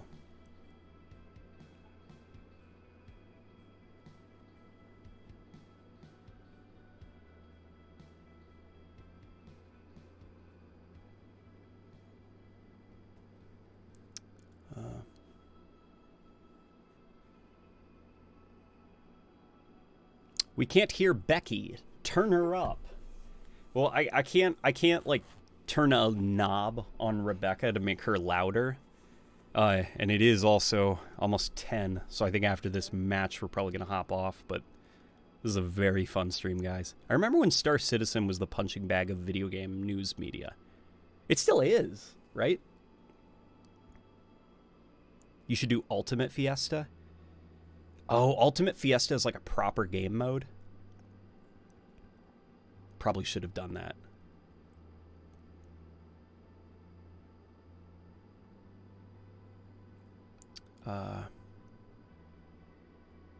I'll read the Halo Infinite intel drop. It just, I don't know. The intel drops, the formula, something about it, something about it doesn't like resonate with me, I guess.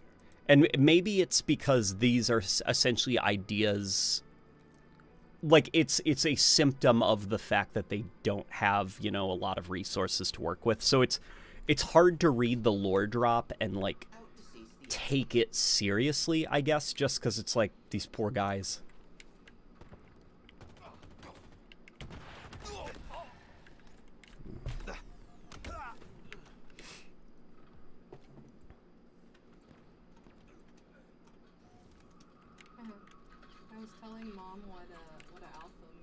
What an alpha? Like when a game is alpha. Oh, yeah? Yeah. Your mom's so sweet. Come on. Guys, I got a kill with a plasma pistol. Wow, this really is Bikini Bottom. At night.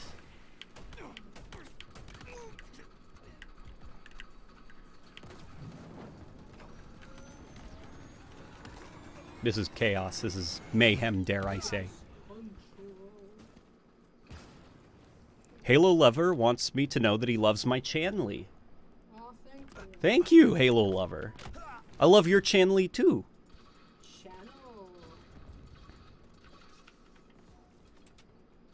Channel. Is the party full? I do believe the party is full, unfortunately.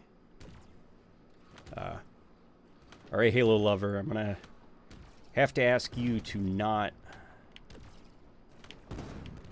I understand. Trust me. Oh, sorry, I'm the only mod right now. Yeah, unfortunately, Rebecca's the only mod. Yeah.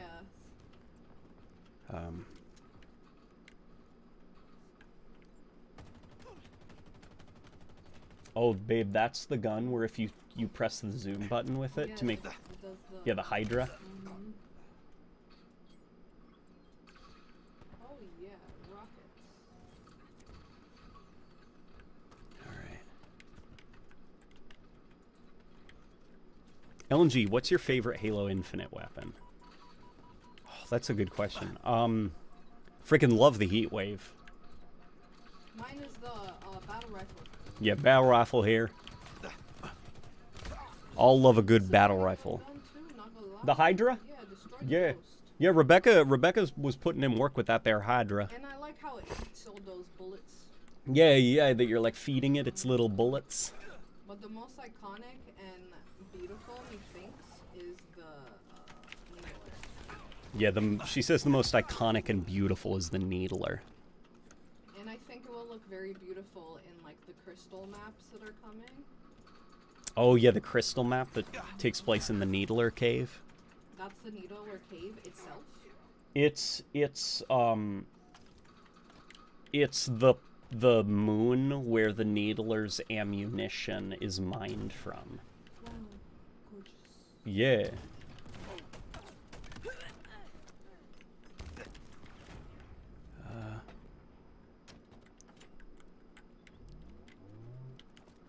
Oh, I only muted the guy for like a minute, so it's okay. Yeah, he'll be okay. I didn't ban them.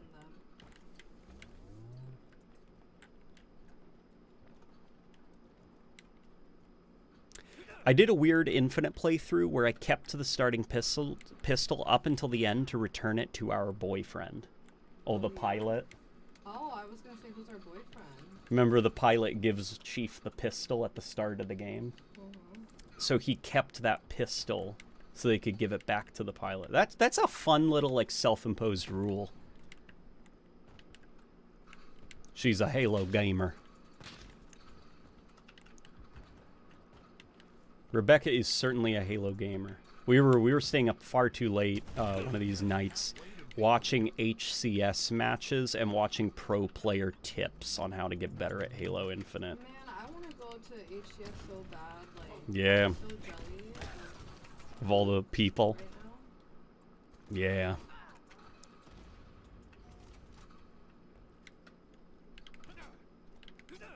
It's Seem- just some of the stuff that they do is so incredible. It's like I can't believe that I didn't think of that. You know what I mean? Oh, the ways that they play the games. Yeah, those pro players are crazy. What's your opinion on a Halo reboot similar to Resident Evil 4? A Halo reboot similar to Resident Evil 4. Please, you were letting me. Yes, I was. I love you. I love you. I don't think it would be necessary, and dare I say, I think it might be destructive, because Halo Combat Evolved, no matter how janky it is, like, it doesn't matter if there's things about Halo Combat Evolved that could be fixed. Halo fans are so toxic, and also competitive people are so specific about the way that the game plays that any change done to the original game that isn't just making, like, you know, making the game control a little bit better, making it a little bit more accessible to people. Like, anything mechanically different. Like, if they touched the Magnum's balancing, that would be it. The remake's ruined. You know? So that's something that unfortunately they're going to have to stay away from.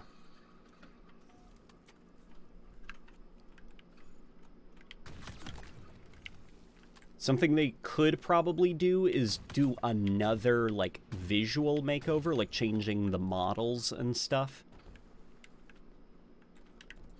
But I don't think I could see them doing, like, a full-on game remake. Leader nearing victory.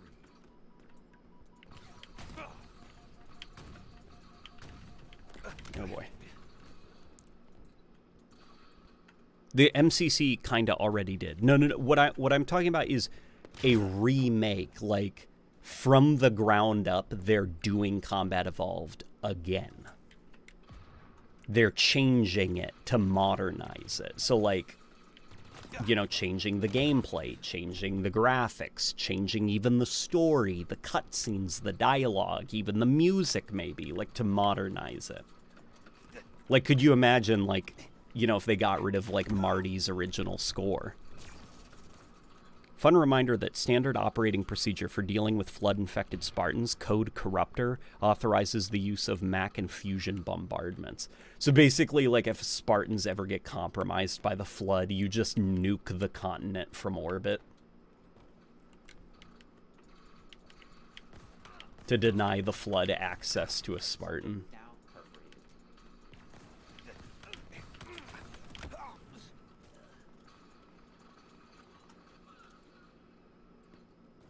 Combat Revolved. No, Combat Revolved is a mod of Halo Combat Evolved. I'm talking about a from-the-ground-up remake of the game. Like, kind of like, you know, Resident Evil 4, the remake of it? That's not a mod. You know, that's not running on top of the original code. They made a new video game.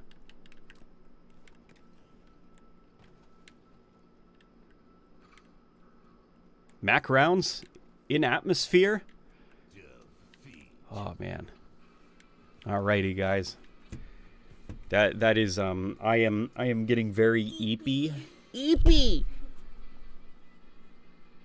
Ugh, I'm getting eepy. So unfortunately, I might no, not just might. I shall get off and take a shower and go to bed. This is my stream. Show Egbert. Oh, Dee. Oh, he Egbert ran as away. zoomies. Okay. All right, well, that was Egbert. You could probably hear by the Scramble City pause that he just did. All right, guys, this was a very good stream. Very fun. I appreciate all of you joining. Bye-bye. Yeah. Guys, I'll see you on the next upload. Hopefully I'll have something in the next couple of days.